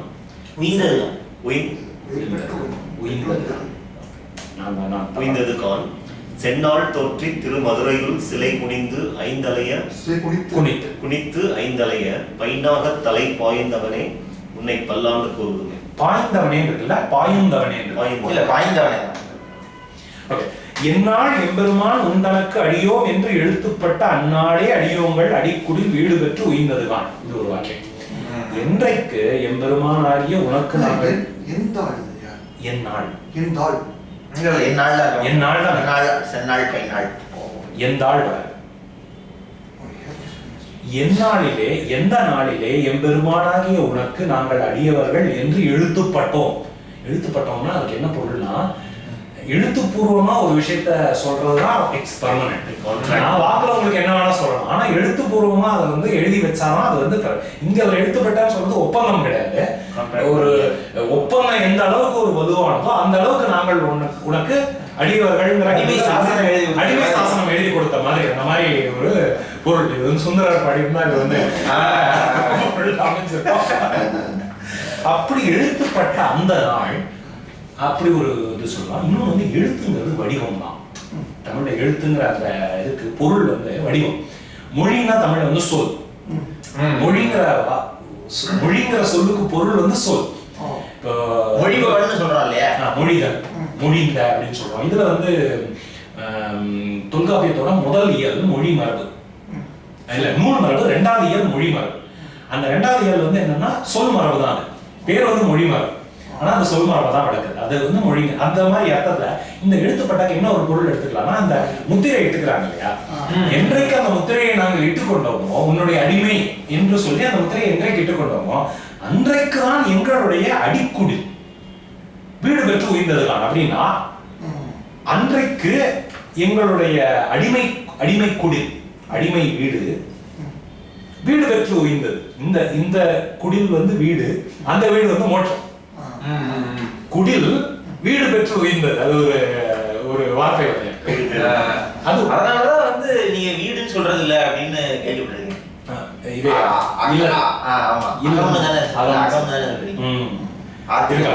இருக்கலாம் அந்த வித்தியாசம். அன்றைக்கு தான் நாங்கள் என்றைக்கு உன்னுடைய அடிமைகள் என்று எங்களை சொல்லிக் கொண்டோமோ, உறுதியாக சொல்லிக் கொண்டோமோ, அன்றைக்கு தான் எங்களுடைய குடில் உயிர்ந்ததுதான். அப்படி ஆழ்ந்து செந்நாள் தோற்றி திருமதுரையுள் சிலை குனித்து ஐந்தலைய பைனாக தலை பாய்ந்தவனே. அப்படின்னா செந்நாள் தோற்றி, செந்நாள்னா சிறப்பான நாளிலே, தோன்றி திருமதுரையுள், மதுராபுரியிலே சிலை குனித்து வில்லை வளைத்தவனே. இது வந்து ராமாயண கதை அப்படின்னு தான் நினைச்சேன். உரையில என்ன போட்டிருக்காங்கன்னா, கம்சனுடைய ஆயுதசாலையில போய் அங்கிருந்த வில்லை வளைத்து கண்ணன் போர் செஞ்சதா ஒரு இது இருக்கு போல. தெரியல. அது வந்து கம்சனின் ஆயுதசாலையில் சென்று வில்லை வளைத்தவனே அப்படின்னு தான் அதுக்கு பொருள் எழுதுறாங்க. ஏன்னா மதுரையில தோன்றியிருக்காரு. அங்க சிலையை குனித்து ஐந்தலைய பையனாக தலை பாய்ந்தவன், 5 தலைகளை கொண்ட காளிங்கனுடைய தலையிலே பாய்ந்து நடனம் ஆடியவனே, உன்னை பல்லாண்டு கூறுதுமே, உன்னை நாங்கள் பல்லாண்டு சொல்லி வாழ்த்துவோம். இந்த பாருங்க, இந்த 3 பாட்டுல முதல் பாட்டுல வந்த நாகப்பகை வேற நாகம், அடுத்த பாட்டுல வந்த பைநாக அணை வேற நாகம், இந்த பாட்டுல வந்த பைநாக தலை வேற நாகம். அதான் நாங்க வந்து பொதுவா எல்லா நாகம். அடுத்தது ஆதிசேஷன், அடுத்தது காளிங்க. அல்வர்க்கொன்றுமில்லா அவனி ஓட்டியர் அணிகோட்டியர் அணிகோட்டியர்கோன் அபிமான துங்கன் செல்வனை போல திருமாலே நானும் உனக்கு பழபடியே நல்வகையால் நமோ நாராயணா வென்று நாமம் பலபரவி பல்வகையாலும் பவித்திரனே உன்னை பல்லாண்டு கூறுவனே. அல்வழக்கு ஒன்றுமில்லா அணிகோட்டியர் கோன் அப்படின்னா, அல்வழக்கு அப்படின்னா வழக்குன்னா வழக்கம், நடந்து அல்வழக்குன்னா இல்லாத வழக்கு, அதாவது முறை தவறின செய்கை எதுவுமே இல்லாத அணி அழகிய கோட்டியர் அப்படிங்கிறது கோட்டியூர் அப்படிங்கிற நகரத்தின் தலைவனே அப்படிங்கிற திருக்கோட்டி அந்த ஊரின் தலைவனே. திருக்கோட்டியூர்ல அந்த ஊரின் வசிப்பவர்களுடைய தலைவனே அப்படின்னு சொல்லலாம், அல்லது அந்த ஊரில் எழுந்தவர்கள் இருக்கிற தலைவனே. ஏன்னா கோட்டியர் அப்படின்றதுனால கோட்டியர்னா கோட்டியூரிலே வசிக்கிறவர்கள், அவர்களுடைய தலைவன் அப்படின்னு பொருள். இன்னொரு பொருள், கோட்டிங்கிறது கோஷ்டியோட கிரந்தம் தவிர்த்த வடிவம்.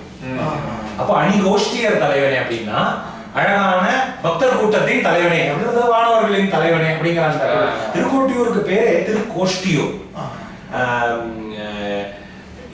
தேவர்கள் எல்லாம் அந்த ஊருக்கு வந்து கோஷ்டி சேர்ந்து விவாதம் பண்ணாரு. அந்த அதனால அந்த ஊருக்கு பேர் திருக்கோஷ்டியூர் அப்படின்னு வந்து அப்புறம் திருக்கோட்டியூர்னு அது மாறிச்சு அப்படிமா. அப்படிப்பட்ட தலைவன் அபிமான துங்கன் அப்படின்னா இல்ல சாரி பண்ணிக்கணும், தப்பா சொல்லிட்டேன். கோட்டியர் கோன்கிறது திருக்கோட்டியூர் நம்பியை குறிக்கிறது, அவருடைய அபிமானத்துக்குரிய துங்கன், அதுதான் வந்து திருமா. திருக்கோட்டியர் நம்பி யாரு? திருக்கோஷ்டியூர் நம்பி ராமானுஜரோட குரு. ராமானுஜர் ரொம்ப பின்னாடி வந்தவர். அப்படின்னா ஒரே எழுதணும் உங்களோட பெயர் இருங்க இதுல இல்ல. அப்ப நாம முதல்ல பார்த்த உரைதான் கரெக்ட். திருக்கோட்டியூரில் உள்ளவர்களுக்கு தலைவர், அப்புறம் அபிமான துங்கர். அப்போ உரை எழுதினவங்களோட இதுவா இருக்குமோ? இவங்க என்ன உரை எழுதுறாங்கன்னா, அல்வழக்கு ஒன்றுமில்லா அணிக்கோட்டியர் போன் அபிமான துங்கன் செல்வனை போல். அந்த செல்வனைக்கு வந்து பொருள் செல்வ நம்பியை போல அப்படிங்கிறார். யார் அது செல்வ நம்பி? திருக்கோட்டியூர் நம்பி தான், அவர் பின்னாடி வந்தவர். செல்வ நம்பி முதலில் செல்வ நம்பி தேவரீருக்கு எப்படி நித்திய தாசரோ அப்படி நாங்களும் நித்திய தாசர் ஆகிவிட்டோம். அணிக்கோட்டியர் போன் என்கையினால் செல்வ நம்பி திருக்கோட்டியூர், இதெல்லாம் உரையாசிரியர்கள் சொல்றது தானே, திருக்கோட்டியூரில் அவதரித்தவர் என்று விளங்குகிறது அப்படிங்கிறார். இது வந்து யாரை குறிக்கிறது அப்படின்னு நாம ஒரு விஷயம் ஷூர், இந்த கோட்டியர் போனதுக்கு அப்புறம் ஒரு கமா வராது. கமா வந்தா அதுக்கு வேற பொருள்.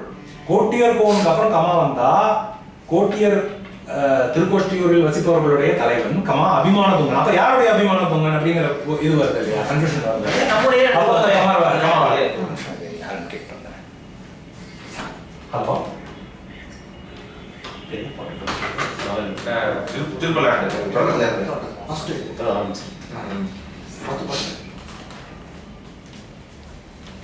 ஓகே, அப்போ வந்து அங்க நம்ம கமாவை வச்சா ஒரு பொருள், வைக்காட்டி ஒரு பொருள்.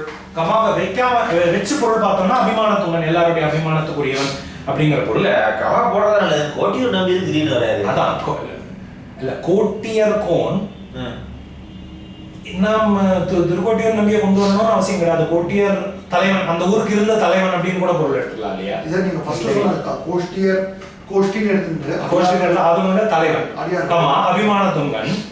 செல்வனை போல திருமாலே நானும் உனக்கு பழைய அடியன்னா கண்டிப்பா திருமாலோட அடியார பத்தின வரிதான் அந்த முதல். செல்வனை போலன்னு யாரு? அந்த செல்வன் யாருங்கிறது தான் உரையாசிரியர்கள் அந்த செல்வனை வந்து திருக்கோட்டியூர் நம்பின்னு எடுத்துட்டு இருக்காங்க. அவர் பின்னாடி வந்தவர். அப்போ வேற யார் அந்த இடத்துல செல்வன் எடுத்துக்கணும்? ஒருவேளை அரசனா இருக்கலாம். அதான் அரசன் எடுத்துக்கிட்டா பொருள் ரொம்ப பொருத்தமா வருது. தவறான வழக்கம் எதுவும் இல்லாத அழகிய திருக்கோட்டியூரிலே வாழ்கிறவர்களுடைய தலைவன், அவனுடைய அபிமானத்துக்குரிய செல்வன் அப்படின்னா அப்போ அது ராஜாவே குறிக்கல, அந்த ஊர்ல வாழ்ந்த ராஜாவுடைய அபிமானத்துக்குரிய யாரையோ குறிக்குது. அந்த செல்வனை போல திருமாலே நானும் உனக்கு பழைய அடியேன் அப்படிங்கிற. அப்படின்னா பெரியாழ்வார் தனக்கு முன்னாடி திருக்கோஷ்டியூர்ல வாழ்ந்த ஒரு பக்தரை குறிப்பிட்டு சொல்றார். அந்த பக்தரை போல நானும் நெடுங்காலமா உனக்கு அடியவன் அப்படிங்கிறார். அவர் யார் அப்படிங்கிறது வந்து நமக்கு அந்த வைணவ சம்பிரதாயத்துல இருக்கிற யாரையாவது கேட்டா விளக்கம் சொல்லுவாங்கன்னு நினைக்கிறேன்.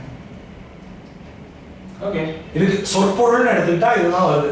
அந்த ஊரினுடைய தலைவனுடைய அபிமானத்துக்குரிய ஒரு செல்வன் இருந்திருக்கிறான், அந்த செல்வனை போல நானும் உன்னுடைய பழைய பக்தர் அப்படிங்கிறாரு பெரியாழ்வார். இதுதான் இதுக்கு சொற்பொருள். இதுக்கு என்ன இதுவான விளக்கம் அப்படின்னு கேட்டு இது பண்ணணும். நல்வகையால் பழ அடி, பழ அடி, பழமையான அடி, பழமையான அடி. நல்வகையால் நமோ நாராயணா என்று நாமம் பல பரவி, உன்னுடைய நாமத்தை பலவிதமாக சொல்லி, பல்வகையாலும் பவித்திரனே உன்னை பல்லாண்டு கூறுவேன். பலவிதமாக புனிதமானவனே, அதாவது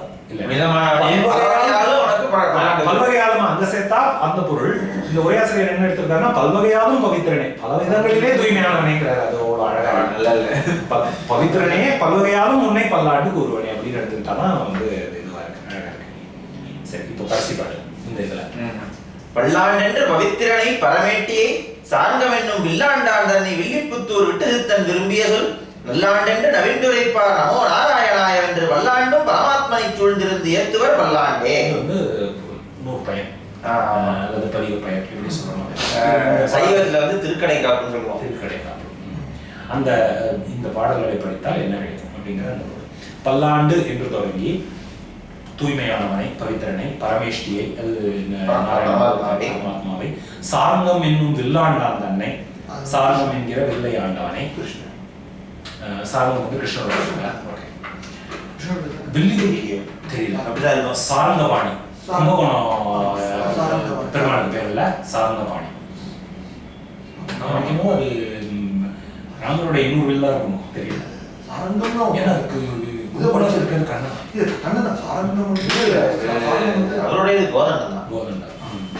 சாரங்கபாணி வந்து கும்பகோணம் அவரோட பேரு. சரி, சாரங்கம் என்கிற வில்லை ஆண்டவனை வில்லிபுத்தூர் விஷ்ணு சித்தன், விட்டு சித்தன்கிறது விஷ்ணு சித்தன் விரும்பிய சொல்.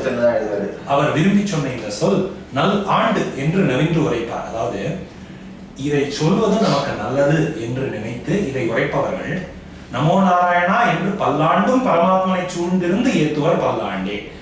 அதாவது இந்த பல்லாண்டு பாடுகிறவர்கள் பல்லாண்டு வாழ்வார்கள், சொல்லிக்கிட்டே இருப்பாங்க, அவரை சூழ்ந்து இருந்து அவரை போற்றிக்கொண்டே இருப்பார்கள்.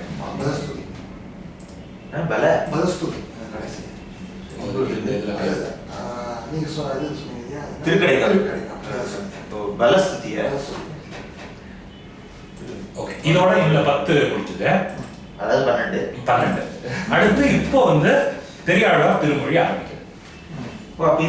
இது வந்து திருக்குறள் தனி, இது ஒரு தனி நூல், இது ஒரு தனி நூல். இப்போ பெரியாழ்வார் வந்து ஒவ்வொரு பேர் சொல்றாரு இல்லையா, ஒவ்வொரு பாடல் இல்லையா, 3வது பாடல யாரு இது வந்து ஸ்ரீவத்சன். ஓ சரி. அதாவது முதல்ல வந்து ராமனை பாடு, அடுத்தது நமோ நாராயணா என்று பாடு, அப்புறம் இருடிகேசன் அதாவது ரிஷிகேசனை பாடு, அப்புறம் நரசிம்மனை பாடு, ஐயை அழித்தவனை பாட சொல்லிருக்காங்களே, அடுத்தது ஆழி வல்லானை பாடு, கருட கொடியானை பாடு, நாகனையானை பாடு, மதுரை பிரானை பாடு, பவித்திரனை பாடு, சாரங்கவாணியை பாடு அப்படின்னு தலைப்பு கொடுத்துருக்காரு. இது வந்து அந்த கடைசி அடிவரவை கொடுத்துருக்காரு. பல்லடி வாழ் 7 அண்டம் எந்தேகி நெய் கொடுத்து எண்ணால் இது கட்ட எண்ணால் கொடுத்துருக்காரு. அது வழக்கு பல்லாண்டு. அதுக்கு பேர் என்ன? அடி. இப்போ அடுத்து வந்து நம்ம பெரியாழ்வார் திருமொழி. பெரியாழ்வார் வந்து 2 நூல்கள், ஒன்று திருப்பல்லாண்டு இப்போ நம்ம முடிச்சது, அடுத்து திருமொழி. அது வந்து 461 பாட்டு திருப்பல்லாண்டு திருமொழி. இது ஒவ்வொரு 10 பிரிச்சிருக்கு. இப்போ முதல் 10 ஆரம்பிப்பாங்க. ஸோ இது வந்து கண்ணன் பிறந்த அதான் சொல்றேன். இப்போ முதல் 10 இது வந்து கண்ணன் பிறந்த மகிழ்ச்சி. ஆயர்பாடியிலே கண்ணன் பிறந்த கொண்டாட்டம் எப்படி இருக்குது அப்படிங்கிறது ரொம்ப பரவசமான பாடல். இது ஒவ்வொன்றும் அவரோட விவரிப்பு வந்து பிரமாதமாக இருக்கும். திருப்பல்லாண்டுல இருந்து மொத்தமா மாறுபட்ட ஒரு இங்கே இல்லை, வரிசையா கண்ணன் தான். ஒரு 100 பாட்டு கண்ணன் தான், முழுக்க கண்ணனுடைய அந்த விதவிதமான அது. அதுல இந்த போர்ஷன் கண்ணன் பிறந்த மகிழ்ச்சி, அதுதான் இந்த 10 பாடல்களுடைய தீம். இது வந்து பெரியாழ்வார் வந்து கண்ணனுடைய குழந்தை மாதிரி பாவிச்சு அந்த அந்த அந்த மாதிரி தான் வரும். ஆனா அந்த தீம்க்கு ஏற்ற மாதிரி மாறிடும். உதாரணத்துக்கு கண்ணனுடைய தாய் சொல்வதா பல பாடல்கள் அந்த மாதிரி அதுக்கேற்ற மாதிரி. பட் பெரியாழ்வார் அப்படி எடுத்துதான் பாடியிருக்காரு முழுக்க. அப்புறம் இன்னொரு முக்கியமான விஷயம், நம்ம இன்னும் பிள்ளைத்தமிழுக்கு வரல, இருந்தாலும் அதை சொல்லிடணும். பிள்ளைத்தமிழ்ங்கிற ஒரு சிற்றிலக்கிய வகையெல்லாம் உருவாகிறதுக்கு முன்னாடி பிள்ளைத்தமிழ் கண்ணனை வந்து குழந்தையாக கருதி, தெய்வமாகிய கண்ணனை குழந்தையாக கருதி அவரை நீராட அழைக்கிறது, அவர் செய்கிற குறும்புகளை சொல்றது, இந்த மாதிரி பாடினா ஒரு மரபை உருவாக்கி பின்னால வந்து பிள்ளைத்தமிழ்ங்கிற ஒரு இலக்கியம் உண்டான போது அதுக்கான இலக்கணங்கள்லாம் இருக்கிறதுக்கு இந்த மாதிரி இதெல்லாம் வந்து உதவி இருக்கும்.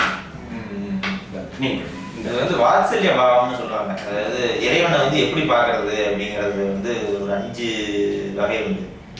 5 கணக்கு இல்லை, ஆனால் வந்து தாசபாவம், அடிமைய, அதாவது அவன் ஆண்டான அடிமை அப்படின்னு பார்க்கறது. வாத்சல்ய பாவங்கிறது வந்து தன்னை தாயாகவும் அவனை குழந்தையாகவும் பார்க்கறது. மதுர பாவங்கிறது கணவனா பார்க்கறது, ராதை மாதிரி. இன்னும் 2 இருக்கு. நாயகி பாவம் இருக்குல்ல, நாயகி பாவம் தான் அதான் மதுர பாவம். ஓ கணவனா பார்க்கறது, அதுக்கு வேற பேரா இருக்கும்னு நினைக்கிறேன். நாயகி பாவம் இல்ல, நாயகி பாவம் அது நாயகி பாவம் தான் சொல்லுவாங்க. அது மதுர பாவம். ஓ சரி சரி. இல்ல அந்த 5 பேர் உண்டு, நல்லா அழகா வரும். எனக்கு 5 நம்பர் இல்லை. சரி, நீ படிங்க. வண்ண மாடல்கள் சூழ் திருக்கோட்டியூர் கண்ணன் கேசவன் நம்பி பிறந்தினில் என்னை சுண்ணம் எதிரெது தூவிட கண்ணன் முற்றம் கலந்து அலராயிற்று. வண்ணமாடங்கள் சூழ்ந்த திருக்கோட்டியூரில் இறைவன் கண்ணன் கேசவன் நம்பி நம்பினா ஆண்களில் சிறந்தவன். பிறந்தினில் அவன் பிறந்திருக்கிறான். எண்ணெய் சுண்ணம் எதிர் தூவிட. மக்கள் மகிழ்ச்சியாகி ஒரு பக்கம் எண்ணெயை தூவுகிறார்கள், இன்னொரு பக்கம் வாசனை பொடியை தூவுகிறார்கள். எண்ணெய் தான், நெய் கிடையாது, எண்ணெய். அதை தூவுகிறார்கள். அது ஒரு மகிழ்ச்சியிலே தூவுறது. எண்ணெய் நல்லெண்ணெய். இன்னொரு பக்கம் சுண்ணப்பொடி. சுண்ணம்னா பொடி, சுண்ணப்பொடி இல்லை, சுண்ணம் தான் இருக்கு. சுண்ணப்பொடின்னு சொல்லக்கூடாது. இதுல வந்து சுண்ணப்பொருள்கோள் அப்படின்னு இலக்கணப்பட. சுண்ணப்பொருள்கோள்னா என்னன்னா, ஒரு பாட்டுல சொற்கள் சுண்ணம் போல அப்படி உதிர்ந்து கிடக்கும். நீங்க அதை கூட்டி பொருள் கொள்ளணும். வந்து சுரை ஆழ அம்மி மிளக்கன்னு ஒரு மொழிமாற்று பொருள்கள்ல ஒவ்வொரு நூல்லையும் ஒவ்வொரு பெயர் இருக்கு. சுண்ண பொருள்கள் தொல்காப்பியர் கொடுக்குற பேர். சுரை ஆழ அம்மி மிளக்க. சுரை ஆழாது, அம்மி மிளக்காது. சுரை மிளக்க இல்ல, மொழிமாற்று பொருள்கள்னு வந்து தொல்காப்பியர் மொழிமாற்று பொருள்கள் இன்னொன்னு சொல்றாரு. அதே பேர்ல வேற ஒரு பொருள்கோளை விளக்குறாரு. அது வந்து என்னன்னா, சொன்ன பொருள்கள் 8 சீர வந்து மாத்தி மாத்தி பொருள் கொள்ளலாம். மொழிமாற்று பொருள்கள் மொத்த பாட்டிலையும் எங்க இருந்து எந்த சொல்ல வேணா பொறுக்கி எடுக்கும். அதுக்கு பேர் மொழிமாற்று பொருள்கள். சொன்ன பொருள்கள்னா அந்த 8 சீர்களுக்குள்ள. சொன்னோம்னா பொடி. இதுல திருவாசகத்துல சுண்ணம் இடிக்கிற பொடி. சோ ஒரு பக்கம் எண்ணெயை போறாங்க, ஒரு பக்கம் பொடியை தூங்க. இட்லி கடை மாதிரி இருக்கு. அப்படி எதிர்க்க தூவ இவன் அவன் மேல பொடியை தூவான், அவன் இவன் மேல எண்ணெயை தூவான். அப்படி ஆகும்போது அந்த கண்ணன் பொடி என்னன்னு சொன்னீங்களா? அதான் சொன்னேன். அப்படி தூவுகிறதுனால கண்ணன் பிறந்த வீட்டினுடைய முற்றம் முழுக்க அவை கலந்து சேராயிடுச்சு. அந்த பொடியும் எண்ணெயும் ஆளுக்காள் தூவ அதெல்லாம் கத்தரையில் தானே போய் விழுந்தாலும் அது எல்லாம் கலந்து அது பூரா சேராயிடுச்சான். பரவாயில்ல, திருக்கோஷ்டியூர்ல பிறந்திருக்காரு. இல்ல திருக்கோஷ்டி இல்ல, இது ஆக்சுவலி திருக்கோட்டியூர்ல பிறந்ததானா சொல்றாரு. இது என்ன ஒருவேளை அந்த மரபு வந்து நம்ம சவுத்துல பிறந்ததா அவரை பாடுற மரபு இருக்கா என்னன்னு தெரியல. இது வந்து அந்த ஊர்ல அங்க பிறந்ததுனால இங்க வந்து மதுரை பிறந்ததுனால திருக்கோட்டியூர் அந்த மாதிரி ஆயிருக்கு. இல்ல, இங்க முழுக்கவே வந்து மதுராபுரியோட வர்ணனை. இந்த பாட்டு முழுக்கவே ஆய்ப்பாடி திருவாய்ப்பாடியோட வர்ணனை தான் இது முழுக்கவே. நாம எப்படி படிச்சுக்கலாம்? திருக்கோட்டியூர் கண்ணன் அப்படின்னு படிச்சுட்டுப்போம். திருக்கோட்டியூர்ல எழுந்தருளி இருக்கிற கண்ணன் பிறந்தான் அப்படின்னு அப்படி படிச்சுட்டு போயிட்டா உங்களுக்கு திருக்கோட்டியூர்ங்கிறது எந்த. இன்னொன்னு கோஷ்டியூர்னு சேர்த்துக்கிட்டா எந்த ஊரை வேணா குறிக்கும். மக்கள் திருக்கோஷ்டி, பக்தர்கள் கூடி வாழ்கிற எல்லா ஊரும் திருக்கோட்டியூர்னு சொல்லிட்டு போயிடலாம். அந்த ஒரு பொருள் வசதியும் இருக்கு நமக்கு. பெரியார் வாழ்ந்தது திருக்கோஷ்டியூர்ல. பெரியார் வாழ்ந்தது ஸ்ரீவில்லிபுத்தூர்ல. ஸ்ரீவில்லிபுத்தூரா தான் இருக்கணும். ஓகே, எவ்வளவு திருக்கோட்டியூர் வருது? ஓடுவார்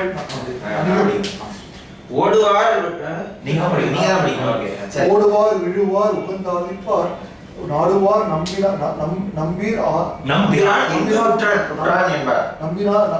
எம்பு உற்றார் என்பார் பாடுவார்களும் பல்பறை கொட்ட நின்று ஆடுவார்களும் ஆயிற்றாய் பாடி வர்ணனை முழுக்க ஆய்ப்பாடி வர்ணனை தான். தெளிவா சொல்லி ஓடுவார் விழுவார் உகந்து ஆலிப்பார். இது வந்து நம்ம கம்பர் பயன்படுத்துறோம். டக்குன்னு ஒரு ஸ்விட்ச் ஆயிடுவாரு. ஓடுவார் விழுவார் உகந்து ஆலிப்பார். இந்த உகந்து உகப்பு உவப்பு ரெண்டு வெவ்வேறு வார்த்தை. உகந்து உவந்து ரெண்டும் வெவ்வேறு வார்த்தை. தொல்காப்பியத்துல ரெண்டும் தனித்தனியா விளக்குறாங்க. உகத்தல் உவத்தல். உவத்தல் மகிழ்தல், உகத்தல்னா உயர்தல். உகப்பு உவப்பு ரெண்டு வெவ்வேறு வார்த்தை. இங்க உகந்து ஆலிப்பார் அப்படின்னா உயர்ந்த அப்படியே பூரிச்சு போய் அவங்க வந்து ஆலிப்பார்கள்னா என்ன? விழுகிறார்களா? ஆலிங்கனம் செய்வது. ஆலிங்கனம் கட்டிக்கொள்கிறார். நாடுவார் தேடுறாங்க. அவங்களுக்கு வந்து கண்ணன் பிறந்திருக்கிறாங்கிற செய்தி தெரியுது. அந்த மகிழ்ச்சியில தலைதான் புரியல. எங்க இருக்கு கண்ணனோட மாலை? அவங்களுக்கு நந்தகோபன் மாளிகை நல்லா தெரியும், ஆனா இப்போ தெரியல. உடனே எல்லாரும் கூட நம்புறான் எங்க ஊற்றான், நம்ம பிறநாள் வந்து எங்க பிறந்திருக்கிறான், எந்த வீடு காட்டுங்க அப்படின்னு கேட்கிறாங்க. பாடுவார்கள். ஒரு பக்கம் பாட்டு பாடுகிறவர்கள், பல்பறை கொட்ட நின்று ஆடுவார்கள். இன்னொரு பக்கம் பல பறைகள் கொட்டப்படி, பல விதமான பறைகள் இருக்கின்றன, அவைகள்லாம் கொட்டப்படுகின்றன அப்படி எடுத்துக்கலாம். அல்லது பல எண்ணிக்கையிலான பறைகள் கொட்டப்படுகின்றன எடுத்துக்கலாம். ஏன்னா மகிழ்ச்சி பறை தான் இந்த நேரத்துல கொட்டப்படும். அப்படி கொட்ட அங்கே நின்று ஆடுவார்கள். இவர்கள் எல்லாம் ஆய்ப்பாடியிலே நிறைந்திருக்கிறார்கள். ஆய்ப்பாடினா ஆயர்கள் ஆடுகிற பாடி. பாடிங்கிறது வீடு, படை வீடு, அந்த இது சொல்லு பாடி. பேணி சீருடை பிள்ளை பிறந்தினில் காண தாங்குவார் புக்கு போதுவார் ஆணுப்பார் இவன் நேரில்லை கான் திரு ஓணத்தான் உலகாளும் என்பார்களே. பேணி சீருடை பிள்ளை பிறந்தினில் காண, பிறந்து இல்னு பிரிக்கணும்னு நினைக்கிறாங்க. இல் இந்த வீட்டை குறிக்கிற அந்த இல்ங்கிற வார்த்தை இல்ல, பிறந்தினில் காண தாங்குவார், அப்போ அவங்க வீடு வராது. ஓகே, எனக்கு அதை எப்படி பிரிக்கணும் கரெக்டா தெரியல. ஓகே, பேணி சீருடை பிள்ளை பிறந்தினில் காண தாங்குவார் அப்படின்னா யூனிஃபார்ம் போட்டு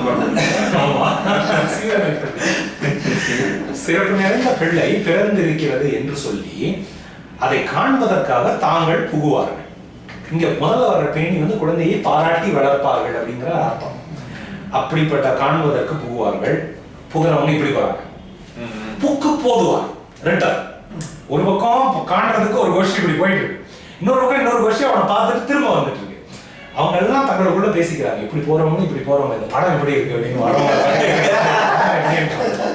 அதுக்கு அவங்க சொல்றாங்க, ஆணுப்பான் இவன் நேர் இல்லையா. இந்த உலகத்துல யாரெல்லாம் தங்களை ஆணுன்னு சொல்லிக்கிறாங்களோ அவங்க யாருமே இவனுக்கு நேராக மாட்டார்கள். திருவோணத்தான், திருவோண நட்சத்திரத்துல சொன்ன மாதிரி என்னது, அவன் மட்டும்தான் புருஷன், நம்ம எல்லாருமே ஸ்திரீகள். திருவோணத்தான், திருவோண நட்சத்திரத்துல பிறந்திருக்கிறவன் உலக ஆள போகிறான் அப்படின்னு அவர்கள் தங்களோடு பேசி அவர் மாத்தி சொன்னாருன்னு சொல்லுவாங்க. பெரிய ரோஹிணி அது அத்தத்தின் 10 நாள் எங்கே வருது இன்னொரு பாட்டுல, ஒருவேளை அதனாலதான் மாத்தி சொன்னாங்க. அஷ்டமி வந்து திதி. ஏன் திருவோண நட்சத்திரம் சொல்றாரு அப்படின்னா இந்த இடத்துல என்ன காரணமா இருக்கு? பெருமாளுடைய அவதாரம் இல்லையா? ஓ, அதனால அந்த இதை வந்து கொண்டு வர கண்ணனுக்கு சொல்லாம பெருமாளுக்கு. ஓகே, அடுத்தது நீங்க படிங்க. உரியை. உரியை முற்றத்து உருட்டி நின்று ஆடுவார் நறுநெய் பால் தயிர் நன்றாக தூங்குவார் செரிமென் கூந்தல் அவிடத்திலைத்து எங்கும் அறிவு அழிந்தனர் ஆய்ப்பாடி ஆயரை. உரியை முற்றத்து உருட்டி நின்று ஆடுவார். சந்தோஷத்துல வந்து அவங்க என்ன பண்றாங்க, நீ வெண்ணெய் வச்சிருக்கிற உரியை கழட்டி முற்றத்துல உருட்டுறாங்க. நடனம் ஆடுறாங்க. அப்புறம் நறு நெய் பால் தயிர், எங்க நெய், நல்ல நெய்யையும் பாலையும் தயிரையும் எடுத்து தூவுறாங்க. நீ இங்கே மகிழ்ச்சியில வந்து அவங்களுக்கு என்ன செய்வதுன்னே தெரியல. சரி மென் கூந்தல் அவிட திளைத்து, செறிவான நல்ல நெருங்கிய மென்மையான கூந்தல், இது பெண்கள் கூந்தல்ங்கிறது பெண்களுக்கான வார்த்தை. அது அவிழ திளைத்து எங்கும் அறிவழிந்தனர் ஆய்ப்பாடி ஆயரே. திளைப்போடு எங்கும் ஆடுகிற ஆண்களுக்கு என்ன குஞ்சியோ குஞ்சி. அறிவழிந்தனர் ஆய்ப்பாடி ஆயரே. ஆய்ப்பாடியில இருக்கிற ஆயர்கள் புத்தி கட்டு போச்சு, அவங்களுக்கு என்ன செய்யணும்னு தெரியல, அப்படி ஒரு ஆனந்தம் அவங்களுக்கு. அறிவழிந்தனர். கிரிக்கெட் மேட்ச்ல இந்தியா ஜெயிச்சாங்க. கொண்டதாவது தாழ் அறி கொண்டதாவது உரி கோத கொடுமழு தண்டினர் பரியோதை சயனத்த விண்ட முந்தையரும் பண்ண பல்லினர் வரும்பண்ண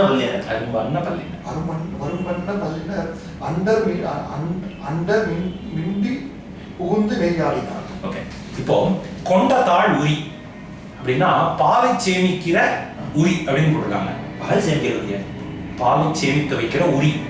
உரியில வெண்ணெல்ல சேமிப்பாங்க, எல்லாம் எதை வேணா சேமிக்கலாம். தொங்க விடுற பாத்திரம் உரி, அவ்வளவுதான். அதான் அதோட பொருள். அதுல எதை வேணா சேமிக்கலாம். இதுல கொண்ட தாழ் அப்படிங்கிறதுக்கு என்ன பொருள் அப்படின்னு பாருங்க. கொண்ட பால் உரின்னா ஒரு அர்த்தம் புரியுது. கொண்ட தாழ்னா என்ன? பேப்பர் வச்சிருக்காங்க. பேப்பர் நல்லா இருக்கு இந்த விளக்கம்.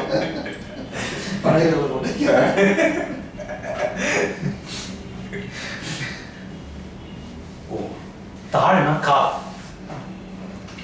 கொண்ட தாழ் அப்படின்னா கால். அந்த உரியில கட்டுற அந்த கையில எல்லாம் தாழ்னு சொல்லுவாங்க போல இருக்கு. அதோட கால் உரியுடைய தாழ் அது நெருங்கி கட்டப்பட்டிருக்கு. அதாவது கொண்ட தாழ் உரி நெருக்கமாக, அதாவது நாட்டு ஒரு கைத்துல தொங்க விட்டா விழுந்துரும்ல, பல கயிறுகளை வச்சு அப்படி இது பண்ணி கட்டப்பட்ட உரி. அது ஒரு வர்ணனை. அப்படிப்பட்ட உரி கமா கோல கொடு மழு அப்படின்னா கோலம்னா அழகு, கொடுக்கு பல பொருள் உண்டு. இந்த இடத்துல கூர்மையான மழு, மழுங்கிற ஆயுதம். தண்டின இல்ல மழு தண்டின மழுங்கிற மழு இல்ல சாரி மழு கமா தண்டின மழுவையும் வச்சிருக்காங்க தண்டையும் வச்சிருக்காங்க. மழு வந்து அநேகமா மேய்க்க கூட்டிட்டு போகும்போது ஏதாவது புதரெல்லாம் இருந்தா வெட்டி பாதை உண்டாக்குறதுக்காக இருக்கலாம். தண்டு வந்து இது பண்ணி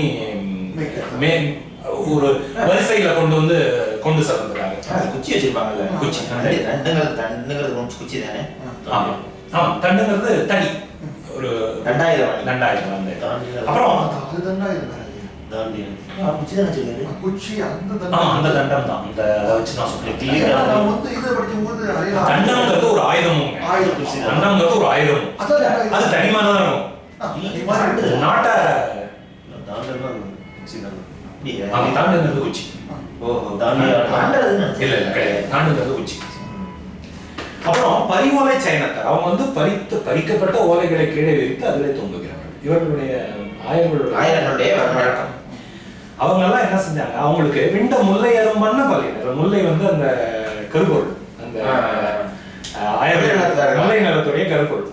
விண்ட முல்லை விரிந்த முல்லை அரும்பை போன்ற முல்லை அரும்பு விரிந்தால் எப்படி இருக்குமோ அதை போன்ற பல்லை கொண்டவர்கள் அண்டர் விண்டி புகுந்து நெய்யாடினார். அவர்கள் என்ன பண்றாங்க, கண்ணன் பிறந்துட்டான் அப்படிங்கிற செய்தியை கேள்விப்பட்ட உடனே எல்லாரும் நெருங்கி போய் நெய்யாடினார்கள், எண்ணெய் தேய்த்து குடித்தார்கள், நெய்யாடினார்கள். அண்டர்ங்கிறது உலகத்தார்கள் இடையர்களுக்கு ஒரு பேர். அப்புறம் இங்க விண்ட முல்லைங்கிறதுக்கு விண்டின் முல்லை அப்படின்னு ஒரு பாடங்கிறதா போட்டிருக்கு. விண்டு இன் முல்லை அப்படியா? விண்டுன்னா மலை. ஓ சரி. மலை விண்டுன்னா மலை, மலையிலே பூத்த முல்லை. ஓ இனிய முல்லையா? இல்ல மலையின் முல்லையா இருக்கும். மலையின் முல்லை விண்டின். Okay okay. இல்லையா அப்ப இன்னுங்கிற பொருள் அது வராது. விண்டின்னா விண்டை, மலையை விடங்குள்ள பொருள் ஒரு இன்னுக்கு. விண்டின் முல்லை, விண்டு இன் முல்லை, அது கொஞ்சம் பொருத்தமா. சரி, நெய்யாடினார்கள், குளித்தார்கள். அடுத்த கையும் காலும் நிமிர்த்து கடாரணி பைய வாட்டி பசஞ்சிரு மஞ்சளால் ஐயனாவழி தாழுக்கம் காந்திட வையமேழும் கண்டாள் பிள்ளை வாயுலே. வந்து அதுக்குள்ள வந்துச்சு. பைய வாட்டின்ட்டீங்க, பைய ஆட்டி. எங்க இருக்கு பைய ஆட்டி?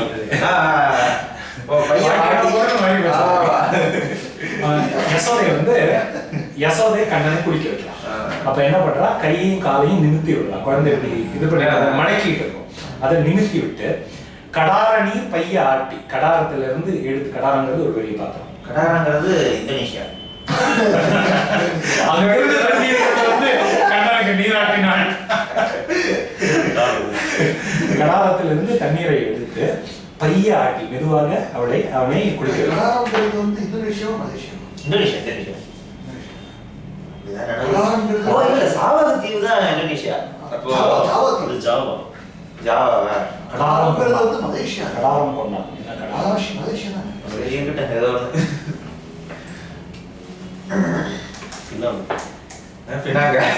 ஏதோ ஒரு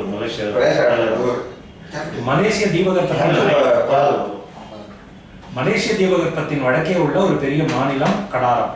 அப்புறம் இப்போது கெடா என்று அழைக்கப்படுகிறது. கெடா இல்லையா?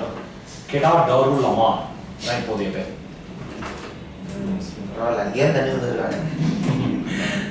ஓகே, அப்போ வந்து பைய ஆட்டி மெதுவாக அவனை நீராட்டி பசும் சிறு மஞ்சளா, சிறு பசுமஞ்சளா, பசுமஞ்சள் இல்ல, அதாவது குளிக்கும் போது வந்து கஷ்டப்படுறாங்கல்ல, அதனாலதான் பைய வாட்டி. ஆமா, சிறு மஞ்சளால் ஐயனா வழித்தாளுக்கு அப்படி என்ன பண்றாங்கன்னா மஞ்சள் பூசி, அதாவது மஞ்சளா பைய ஆட்டி அப்படின்னு பிரிச்சு அதை சேர்த்துக்கணும். அதுக்கப்புறம் ஐயனா வழித்தாளுக்கு அவனுடைய நாக்கை வழித்து விடுகிறாள். நாக்குல எந்த இதுவும் இல்லாம ஐயனுடைய நான் வழித்தாளுக்கு அங்காந்திட, அங்காந்தல் அப்படின்னா வாயை திறத்த, அங்காந்தல். அப்படி அவன் வாயை திறக்க வையம் ஏழும் கண்டால் பிள்ளை வாயு, பிள்ளை ஒவ்வொன்றும் பின்னாடி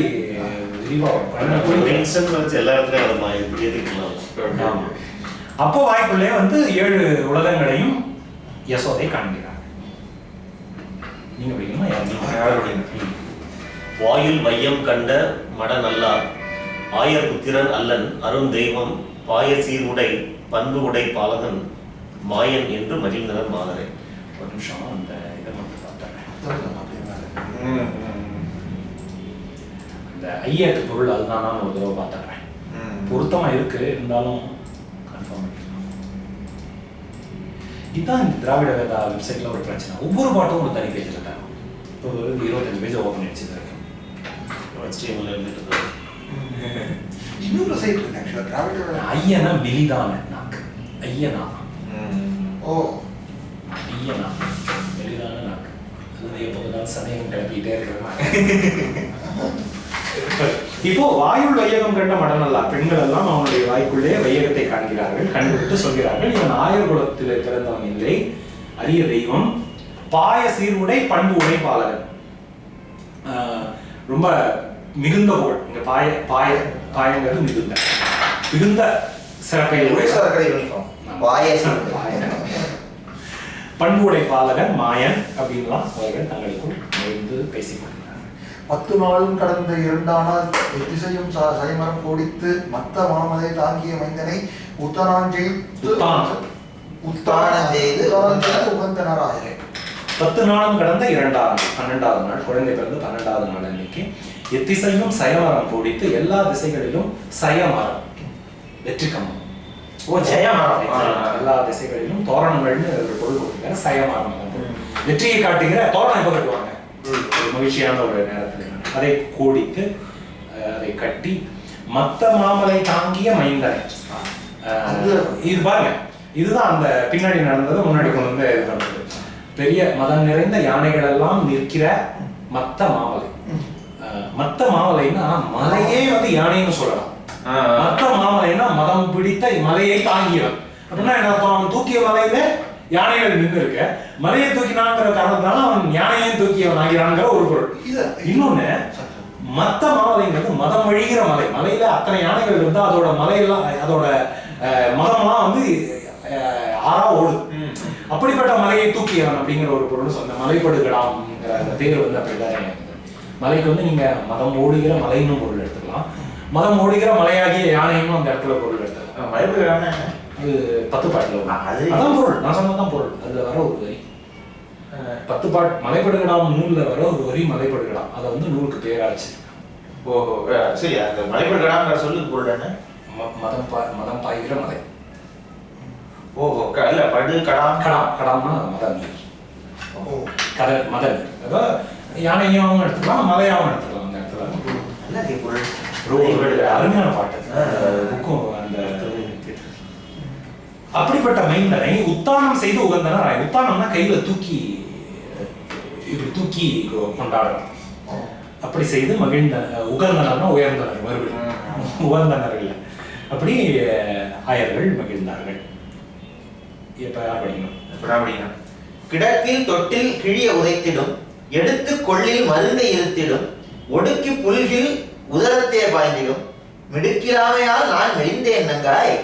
இப்போ யசோதை சொல்றான், இந்த குழந்தை என்ன பண்றது? நானு கிடக்கில் தொட்டில் கிழிய உதைத்திடும். இவனை தொட்டில்ல போட்டா எட்டி வச்சு தொட்டில கழிச்சிடறான். எடுத்துக்கொள்ளில் மருங்கை இருத்திடும். இவனை கையில எடுத்தாலோ எட்டி வச்சு என்னுடைய இடுப்பை வந்து இருத்திடுறான். அப்படின்னா நெய்ய வச்சிடறான். ஒடுக்கி புல்கில் உதரத்தை பாய்ந்திடும். சரி, இவன் ஒன்னும் குறும்பு பண்ணக்கூடாதுன்னு சொல்லிட்டு ஒடுக்கிறதுனா இது பண்ண ஒடுக்கி புல்கில் கட்டிக்கிறேன். அவன் எங்கேயும் எது குறும்பும் பண்ணாத மாதிரி அவனை பிடிச்சி கட்டிக்கிறேன். அப்ப என்ன பண்றான்? உதரத்தை பாய்ந்திடும். வயிற்றுல அப்படி இருக்கான். மிடுக்கில்லாமையால் நான் மெலிந்தேன் நங்காய். இவனை சமாளிக்கிற திறமை எனக்கு இல்ல. பெண்ணே நங்காய்னா பெண்ணே, நான் மெலிந்து போனேன். உங்களுக்கு ஞாபகம் இருக்காங்க நங்காய் பத்தி நம்ம பேசிட்டு இருக்கோம். ஐ வந்தா அது ஆயின்னு வெளியில மரபு இருக்கும்னு தொல்காப்பியர் சொல்றாரு. பெண்களுக்கு மட்டும்தான் ஐல வந்து முடியற பெண்களுக்கு மட்டும்தான் அவர் வந்து இது சொல்றாரு. ஆண்களுக்கு வந்து அந்த இது இல்லை. ஆண்களுக்கு ஈல முடிஞ்சா ஈன்னு அவரை நம்பி வந்து நம்பி அந்த இது குட்டில எந்த எந்த எப்படி அந்த இதுல வருதுன்னு தெரியல. அந்த ஐ வந்து பெண்களுக்கு தான் குறிப்பிட்டிருக்காரு.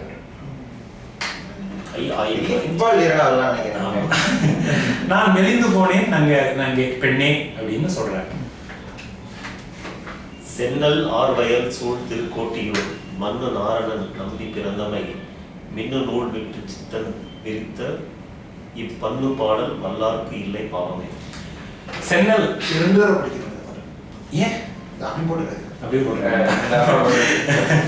சென்னலார் வயல் சூழ் திருக்கோட்டியூர். சென்னல் விளைந்த வயல்களால் சூழப்பட்ட திருக்கோட்டியூரிலே எழுந்தருளி இருக்கிற நாரணன் நம்பி பிறந்தமை பிறந்த சென்னல் ஆர் நிறைந்த சென்னல்கள் நிறைந்த வயல்.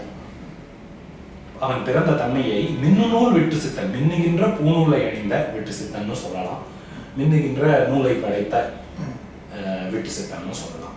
விரித்த இப்பன்னு பாடல், இப்படி விரித்து பாடியிருக்கிற இந்த பன்னு பாடல் அப்படின்னா பாடுகிற பாடல், படிக்கிற பாடல். அப்படி பாட வந்தவர்களுக்கு இல்லை பாவம், ஒரு பாவம். இந்த பாட்டு படித்தெல்லாம் பாடுறதுன்னு அர்த்தம். பன்னுன்னா இசையோடு பாட வல்ல, பாடக்கூடிய பாடல் அப்படின்னு. இப்போ இதோட முதல் திருமொழி முடிஞ்சது, முதல் 10 முடிஞ்சது.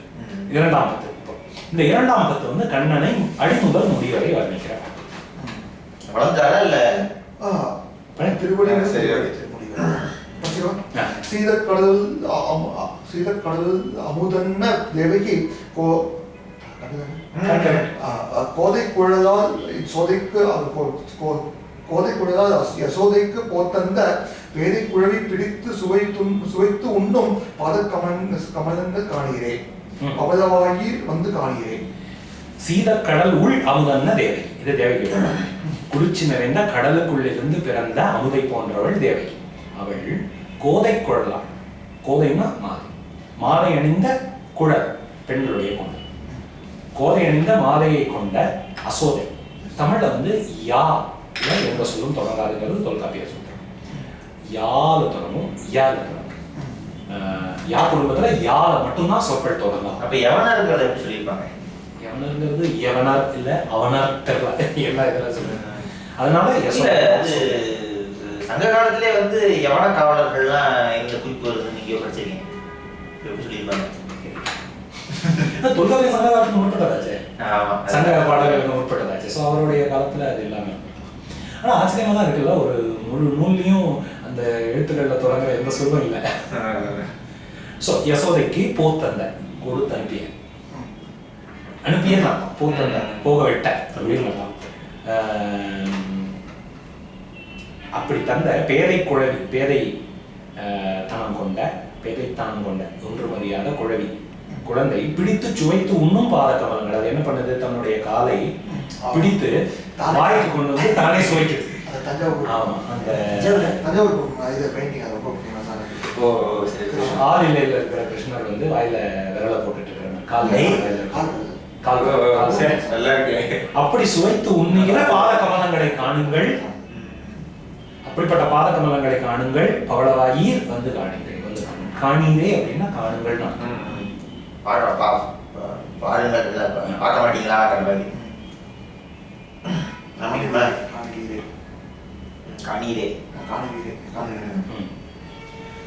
முத்தும் மணியும் வைரமும் நண்பொன்னும் தத்தி பதித்து தலை பெய்தார் போலெங்கும் 10 விரலும் மணிவண்ணன் பாதங்கள் ஒத்திட்டிருந்தவா காணீரே, உண்ணுதலையே வந்து காணீரே.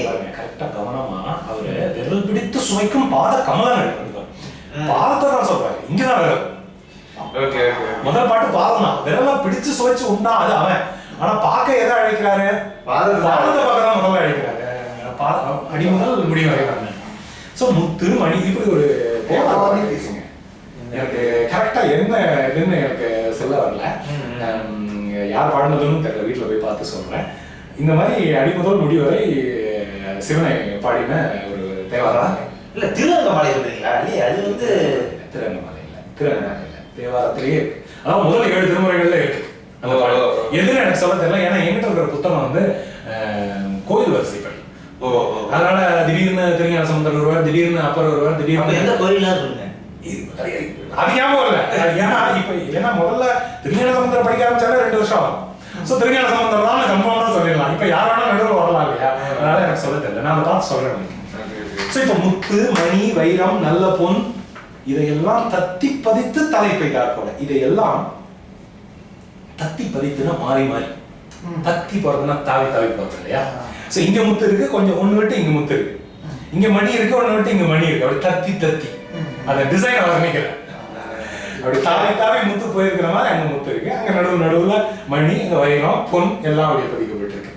அப்படி பதித்து தலை பெய்தார் போல, அப்படி பதித்து வைத்ததை போல அந்த 10 விரல், அந்த 10 விரல் மணிவண்ணனுடைய பாதங்கள்ல இருக்கிற 10 விரல்களும் ஒத்திட்டு இருந்தவா கிடையாது. ஒத்திட்டுனா ஒரே மாதிரி அப்படின்னா நாட் சிமிலர். அந்த அந்த அழகு ஒரு இப்படி இருக்கும் இல்லையா பாருங்க. இந்த இங்க வந்து சின்ன விரல், இங்க பெரிய விரல், இப்படி போய் இப்படி ஒத்திட்டு முத்துமணியும் ஒத்திட்டு இருந்தா அப்படியே எடுத்துக்கலாம். முத்துமணியை ஒத்து இருந்த அந்த அதை வந்து பாருங்கள். உள்நுகரில் வந்து காணீங்க, அது அவங்களுடைய வர்ணம். ஒளிபொருந்திய நெற்றியை கொண்ட பெண்களே வந்து அதை பாருங்கள். தலைப்பெய்தாங்கிறது வந்து வைத்தது, தலைப்பெய்தல். பனைத்தோள் இல ஆய்ச்சி பால் பாய்ந்த பொங்கை அனைத்து ஆரமுன்று கிடந்தை பிள்ளை இணைக்காலில் வெள்ளி தலை நின்று இளங்கும் கணைக்கால் இருந்தவா காணீரே காரிகையில் வந்து காணீரே. பனைத்தோள் இள ஆய்ச்சி, இது யசோதைக்கு வர்ணம். பனைனா மூங்கில் போன்ற தோள்களை கொண்ட இள ஆய்ச்சி. ஆய்ச்சிங்கிறது வந்து பெண்பால் ஆயப்புறத்துக்கு. அந்த ஆய்ச்சியாகிய யசோதையின் பால் பாய்ந்த பொங்கை, அவளுடைய பால் வந்து பாய்ந்திருக்கிற அவளுடைய மார்பகங்களை அணைத்து ஆற உண்டு. இங்க இந்த ஆற வந்து வயிறார ஆற தழுவினான்னு சொல்லும் போது அது நெருங்கி, இந்த ஆற வந்து வயிறார உண்டுங்கிற வயிறு நிறைய உண்டு கிடந்த இப்பிள்ளை, உண்டு கிடக்கிற இந்த பிள்ளையை இணைக்கால், அவனுடைய இணைந்த அந்த கால்கள், இரண்டாகிய கால்களிலே திருவடிகளிலே வெள்ளி தலை நின்று இலங்கும் கணைக்கால். இப்ப கணைக்கால் அந்த இணைக்காலிலே வெள்ளி தலை, தலைங்கிறது கட்டு, தலைங்கிற பொருள், கட்டப்பட்டிருக்கிற அந்த இது தண்டைங்கிற குழந்தைக்கு போடுகிற அந்த ஆபரணம். அந்த தண்டை நின்று இலங்குகிற, தண்டையை பார்க்க கூப்பிடல, தண்டை நின்று இலங்குகிற கணைக்காலை வந்து பாருங்கள். தண்டை மறைச்சிருக்கே காரிகையில் வந்து காணி இருந்தவா அப்படின்னா இருந்த தன்மைன்னு அர்த்தம். கணைக்கால் இருந்தவா காணியிலே காரிகையில் வந்து காணி. உழந்தால் நெருநெய்யோர் ஓர் தடா உண்ண இழந்தால் இருவினால் இருத்து எழில் மத்தின் பழந்தாம்பல் ஓச்ச பயத்தால் தவழ்ந்தான் உழந்தால் இருந்தவா காணீரே முகிழ்முதை வந்து காணீரே. பிரிச்சு படிச்சா ரொம்ப சிம்பிள் இந்த பழம். ஏன்னா பழம் தாம்பா, பழைய பெய்தல். பழம் தாம்பு, தாம்புனா கைது. தாம்பு கைதுங்கிறது ரிப்பீட் தேவை. ஏடிஎம் மிஷின் மாதிரி. தாம்பு கயிறு சொல்லலாம், அது கயிறு அவங்கள புள்ளன்னு சொல்றது இல்லையா. உழந்தாள் நறுநே, உழைத்தாள் அப்படின்னா வருத்தப்படுதல். கஷ்டப்பட்டு அவன் நெய்ய காய்ச்சி வச்சிருக்கான். உழந்தாள் நறுநே, கஷ்டப்பட்டவளுடைய நெறிய நெய் அப்படின்னா எவ்வளவு ஒருத்தி கஷ்டப்பட்டு மனம் வீசுகிற நெய்யை பண்ணி வச்சிருக்கான். ஓரோ தடா உண்மை. இவன் என்ன பண்றான், இப்படி கொஞ்சம் கொஞ்சமா சாப்பிடல, ஒரு தடாவா எடுத்து குடிக்கும், தடாவா குடிக்கிறான். கிடையாது, மொத்தமா தடாங்கிறது வந்து பானை, ஒரு பானையே எடுத்து குடிக்கிறான். அப்படி உன்ன இழந்தாள் எரிவினால் ஈர்த்து, இழந்தவள் அவன் சாப்பிட்டதுனால இவள் நெய்யை இழந்தாள். முதல்ல உழந்தாள், கஷ்டப்பட்டாள், இங்க இழந்தாள். எரிவினால், எரிவுனா எரிச்சல் வருதுன்னு சொல்லலாம். எரிவுங்கிறது வந்து எரிச்சலுக்கு இன்னும் எளிமையான சொல். எரிச்சல் உற்றாள், அதான் எரிவினா. எரிவுங்கிறது எரிச்சல். அவள் எரிச்சல் கொண்டு ஈர்த்து, அவனை பிடிச்சு இழுத்து எழில் மத்தின், அழகான மத்திலே இருக்கிற பழம் தாம்பு, பழைய கயிறை கட்டி ஓச்ச இப்படி அடி ஓக்குறான், அடிக்கிறதுக்கு ஓக்குறான். அது என்னங்க பாட்டு, கடிதோச்சி வெள்ளை கடிது ஓச்சி ஓச்சிக்கு ஓங்க இன்னும் அடிக்கல. அது வந்து அரசன் எப்படி இருக்கணும் அப்படின்னு சொல்றது வந்து ஓங்கும்போது வேகமாகும். இல்லை அப்படி அவன் ஓச்ச பயத்தால் தவழ்னான். அப்படி பயத்து போய் அப்படி தவழ்ந்து போறான். அப்படி தவழ்ந்து போறவனுடைய முழங்கால் இருந்தவாங்க, அவனோட முழங்கால் வந்து பாருங்க, அவன் தவழ்ந்து போறான். அந்த முழங்கால், அந்த முழங்காலை வந்து வந்து பாருங்கள் முகிழ்முலையே வந்து காணீரே, முகிழ்த்த முலையை உடையவர்கள் இளம் பெண்களே வந்து காணுங்கள். கண்ணனை வர்ணிக்கிற மாதிரி இந்த பெண்களையும் ஒவ்வொரு பாட்டிலையும் ஒவ்வொரு ஒரு வரி. பவளவாயி ஒண்ணுதலி காரிகை முகிழ்முலை இது வரைக்கும். அடுத்து பிறங்கிய பேச்சு முளை சுவை துண்டிட்டு உறங்குவான் போலே கிடந்த இப்பிள்ளை மரங்குள் இரணியன் மார்பை முன் கிளீண்டான் குரங்குகளை வந்து காணீரே குவிமுலையை வந்து காணி. குரங்குகளை இல்ல, குரங்குகளை தொடையின் அழகு. ஓஹோ, ஏன் தொடைகளையும் படிக்கூடாது? தொடைகளையும் படிக்கலாம். தொடைகளை வந்து பாருங்கன்னு விட தொடைகளின் அழகை வந்து பாருங்கன்னா இன்னும் கொஞ்சம் அது குரங்குனா தொடை. பிறங்கிய பேச்சு அப்படின்னா பிறங்கி நின்ற, எதிர்த்து நின்ற அப்படிங்கிற பொருள். இவனை கொள்வதற்காக வந்தவன். அந்த பேச்சியாகிய பூதனைங்கிற அவளுடைய முலையை சுவைத்து உண்டிட்டு அவளுடைய பாலை குடித்து உறங்குவான் அப்படின்னா அவளையே மாய்த்து உறங்குவான் போலே கிடந்து இப்படி தூங்குறவன் மாதிரி அங்க படுத்து கிடந்த இந்த பிள்ளை முன்பு ஒரு தடவை மரங்கொள் இரணியன், வீரம் நிறைந்த இரணியனுடைய மார்பை கீண்டான், முன் கீண்டான், முன்பு பிளந்தான். அவனுடைய தொடைகளை வந்து காணீரே, தொடையின் அழகை வந்து காணீரே, குவிமுலையில் வந்து காணீரே, குவிந்த மார்பகங்களை கொண்ட பெண்களே வந்து காணீரே. மத்த கழிற்று வசுதேவர் தம்முடை சித்தம் பிரியாத தேவகி தன் வயிற்றில் அத்தத்தின் 10ஆம் நாள் தோன்றிய அச்சுதன் முத்தம் இருந்தவா காணீரே முகிழ் நகையீர் வந்து காணீரே. இப்போ மத்த கழிற்று வசுதேவர், மதம் கொண்ட யானையை போன்ற வீரத்தை கொண்டவர் அல்லது திடமானவர். வசுதேவருடைய சித்தம் பிரியாத தேவகி, அவருடைய எண்ணம் எதுவோ அந்த எண்ணத்தை விட்டு பிரிந்து போக மாட்டாங்க. அவர் என்ன நினைச்சாரோ அதை செய்வார். அப்படிப்பட்ட தேவகியின் வயிற்றிலே அத்தத்தின் 10ஆம் நாள் தோன்றிய அச்சுதன். அஸ்த நட்சத்திரத்துல இருந்து 10ஆவது நாள். அது என்ன நட்சத்திரம்? அது இந்த பக்கம்னா ரோகிணி, அந்த பக்கம்னா திருவோணம். அதாவது அஸ்தம் வந்து 13, ரோகிணி 4, இது 22 திருவோணம். அந்த பக்கம் திருவோணம். அப்படி தோன்றிய அச்சுதன் அஷ்ட நட்சத்திரம் அது பிறந்தது ரோகிணி. அஷ்டமி திதி. அதை சொல்லாம இப்படி அதாவது கம்சனுக்கு தெரியக்கூடாதுல்ல, வந்து ரோகிணியில பிறக்கிறாடா திருவோணத்துல பிறக்கிறாடா. ஒருவேளை அவன் இந்த புக்கை வாங்கி படிச்சுட்டானா? சோ அப்படிப்பட்ட அச்சுதனுடைய முத்தம் இருந்தவா காணீரே. முத்தம்ங்கிறது வந்து ஆண்குறி. அது இருந்த தன்மையை பாருங்கள் முகிழ் நகையே வந்து இருக்கு. நிறைய ஒரு அவர் யூரின் போற அழகெல்லாம் வரைஞ்சிருப்பார் பாட்டுல. முகிழ் நகையே வந்து காணீரே, முகிழ்கின்ற புன்னகையுடைய பெண்களே வந்து பாருங்கள். இருகை மதர்கள், இருங்கை மதகளில் இருங்கை கரெக்ட், இருக்கை மதகளில் இருங்கை தான் கரெக்ட். இருக்கை யானைக்கு 2 கை, இருங்கை தான் கரெக்ட். இருக்கை மதகளில் கலில் இருக்கின்றவனை மருங்கி பறித்து கொண்டோடும் பரமந்தன் நெருங்கு பவழமும் நேர்நானும் முத்தும் மருங்கும் இருந்தவா காணீரே வான்முதலீர் வந்து வான்முதலீர் வந்து காணீரே. இருங்கை பிரகாசம் அடைந்த, சாரி பெரிய கை, இருங்கை பெரிய கையை கொண்ட தும்பிக்கையை கொண்ட மத கழிது ஈர்க்கின்றவன். அது வந்து கோலையாபீடங்கிற யானை. மதம் கொண்ட கோலையாபீடங்கிற யானை. கோலையாபீடம் அதாவது கம்சனுடைய பட்டத்து யானை. அவன் கண்ணன் மேல கம்சன் ஏறி விட்ட பல இதுல வந்து கோலையாபீடம். அந்த யானையை ஈர்க்கின்றவனை அப்படின்னா அந்த யானையை இழுக்கின்றவன்கிறது நேரடி பொருள். இங்க வந்து என்னன்னா பாகல், யானையை ஓட்டுகிறவன், அதாவது செலுத்துகிறவன்கிற பொருள்.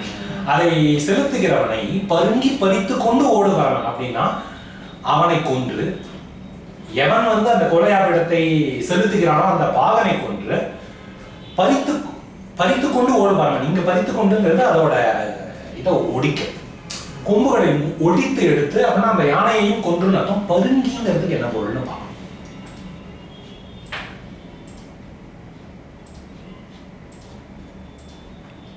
பருங்கி கேள்விப்பட்ட மாதிரியே இது.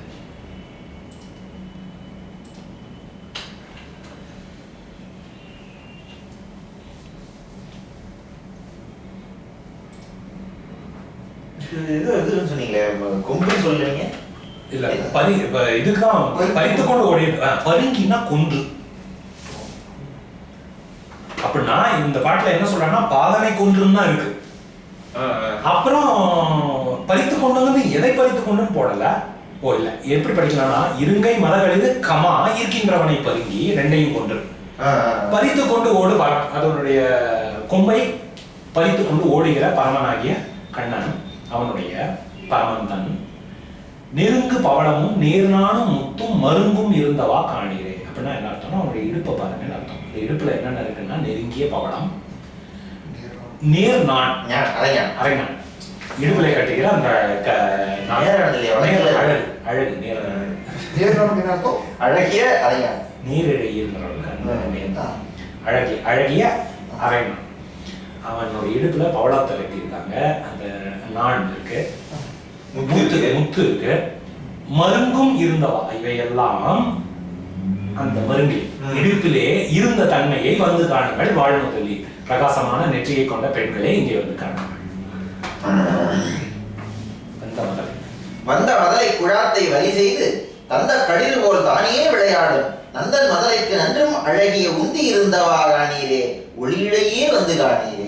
வந்த மதலை குழாத்தை வலி செய்து அப்படின்னா மதலை குழாம் குழந்தைகளுடைய கூட்டம். குழந்தைகள் கூட்டமாக வருகிறார்கள். அவர்களை எல்லாம் வலி செய்து அப்படின்னா என்ன அர்த்தம்னா வலின்னா வலிமை, தன்னுடைய வலிமையை காட்டி. இந்த இடத்துல வந்து போய் அடிச்சான்னு அர்த்தம் கிடையாது, தன்னுடைய தலைமை பண்பை காட்டின்னு அர்த்தம். வலிங்கிறது அந்த வலி, தன்னுடைய வலிமையை காட்டி தந்த களிறு போல் தானே விளையாடும். தந்தம் கொண்ட ஒரு களி ராணி யானை ஒரு பெரிய கூட்டத்துல எத்தனை பேர் இருந்தாலும் அதுக்கு நடுவில் ஒரு யானை வந்துருச்சுன்னா அதுதான் தலைவன் அந்த கூட்டத்துக்கு. அதே போல இந்த குழந்தைகள் கூட்டம் எத்தனை பேர் வந்தாலும் அதுக்கு அவன் தான் தலைவனா அங்க திகழ்றான். அப்படி விளையாடுகிற நந்தன் மதலை நந்தகோபனுடைய குழந்தைக்கு நன்றும் அழகிய உந்தி இருந்தவா காணீரே. அவனுக்கு ஒரு அழகிய உந்தி வயிறு தொப்புள் இருக்கிற தன்மையை காணுங்கள் ஒளிகளையே வந்து காணீரே. ஒளி பொருந்திய ஆபரணங்களை அணிந்த பெண்களே வந்து பாருங்கள். அதிரும் கடல் நிற வண்ணனை ஆய்ச்சி மதுர முலை கூட்டி வஞ்சித்து வைத்து பதறப்படாமே பழம் தாம்பால் ஆர்த்த உதரம் இருந்தவா காணீரே ஒளிவளையீர் வந்து காணீரே. அதிரும் கடல் நில வண்ணனை அதிர்கின்ற சத்தம் எழுப்புகின்ற கடல் வண்ணனை கடல் போன்ற நிறம் கொண்டவனை கார் வண்ணனை ஆய்ச்சியாகிய யசோதை மதுர முலை ஊட்டி மதுரம் போன்ற பால் இருக்கிற மார்பகங்களாலே அவனுக்கு தாய்ப்பால் ஊட்டி வஞ்சித்து வைத்து. அப்படின்னா என்ன அர்த்தம்னா அவன் குறும்பு பண்ணான். அதுக்கப்புறம் முதல்ல அவனுக்கு பால் ஊட்டினான், அப்புறம் அவன் குறும்பு பண்ண போது அவனை பிடிச்சு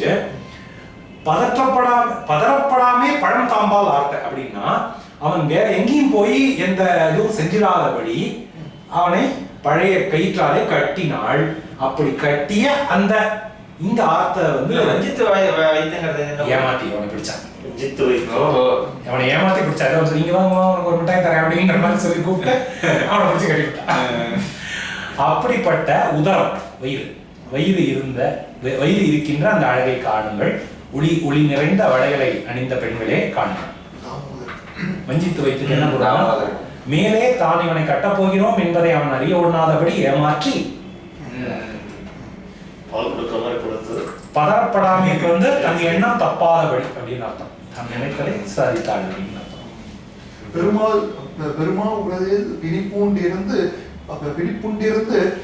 அங்கு மருதம் இருத்த இப்பிள்ளை குருமா மணிப்பூன் உதாவி திகழும் திருமார்பு இருந்தவா காணீரே சேயிழையீர் வந்து காணீரே. பெருமா உரலில் பிடிப்புண்டு இருந்து யசோதை வந்து அவனை ஒரு பெரிய உரல்ல கட்டிப்பட பெரிய வந்து மொத்த கிருஷ்ணலையும் பெரிய பெருமா உரல். அது வந்து 2 தடவை காரணத்தோடு வந்து ஒரு பெரிய உரல்ல கட்டிப்படும் பெருமா உரல் ஒரு பொருள் பண்படி. ஆமா ஒரு பொருள் பண்படி. அப்படிப்பட்ட அந்த உரல்ல கட்டி வைத்தாள். அங்கு கட்டிக்கொண்டு கட்டப்பட்டு இருந்தான். அங்கு அதோட தவழ்ந்து போய் இருமா மருதம் இருத்த இப்படி 2 பெரிய மருத மரங்களை முடித்து விட்டான். அப்படிப்பட்ட இந்த பிள்ளை குருமா மணிப்பூன் குலாவி திகழ். அவனுடைய மாமணிப்பூன்றது வந்து கௌஸ்துப மாலை. குரு மாமணி அப்படின்னா என்ன பொருள்? பெரியங்கிற பொருளா சிறந்தங்கிற பொருளா?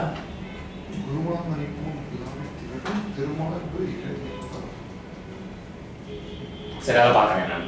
அப்போ மாமணி பூன் குலாவி திகழ்கிற அந்த திருமார்பு எப்படி இருக்கிறதுங்கிறத இங்கே வந்து பாருங்கள். அழகிய ஆபரணங்களை அணிந்த பெண்களே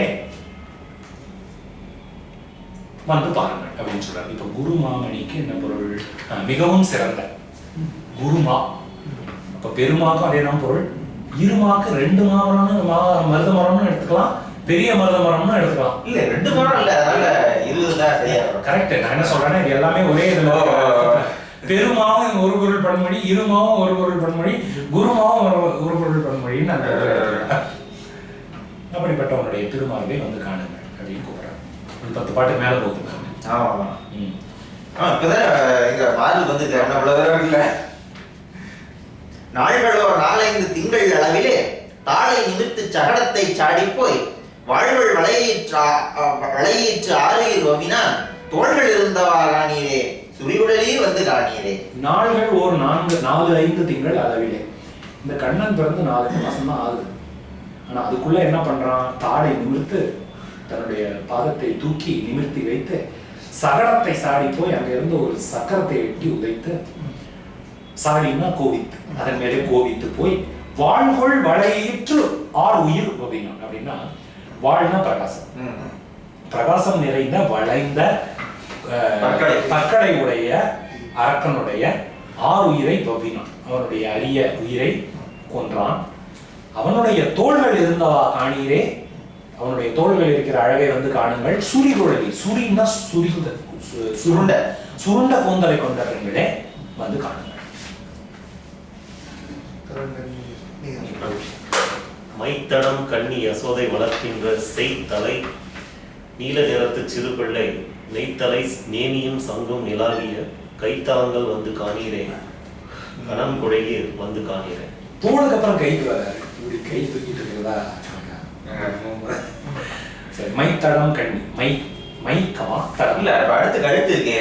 இல்ல அதான் கீழே தான் வராது இல்லையா, கீழே இருந்து வராது. இல்ல ஒரு மார்புக்கு வரைக்கும், மார்பு தோல்னா சொல்லிட்டாரு. மார்பு தோல் அடுத்ததான் கழுத்து. தோல் தொப்பல் கழுத்துக்கு மேல போயிட்டேன். கழுத்துக்கு மேலதான் இல்லையா, கைக்கு மேலதான். அந்த தோளோட இணைந்த கையை வரைச்சிட்டாரு. மை தடம் கண்ணி அப்படின்னா மை பூசிய பெரிய கண்களை உடையவள் யசோதை வளர்க்கின்ற, அப்படிப்பட்ட யசோதை வளர்க்கின்ற செய்தலை நீல நிறத்து சிறுபிள்ளை. செய்தலை அப்படின்னா சிறந்த நீல நிறத்து சிறுபிள்ளைன்னு இருக்கு. செய்தலைன்னா சிறப்புன்னு அர்த்தமா? சரி பாருங்க. அப்படிப்பட்ட சிறு பிள்ளையாகிய கண்ணன் நெய்த்தலை நேமி, நேமியும் சங்கும். நெய்த்தலை நேமிக்கு வந்து கூரான விளிம்பை கொண்ட, தலைங்கிறது விளிம்பு, விளிம்பை கொண்ட சக்கரை பூசப்பட்டது இல்லையா? நெய் பூசப்பட்டன்னு அர்த்தம் எடுத்துக்கலாம்னு நினைக்கிறேன். அதான் பார்க்கிறேன். கூரான விளிம்பை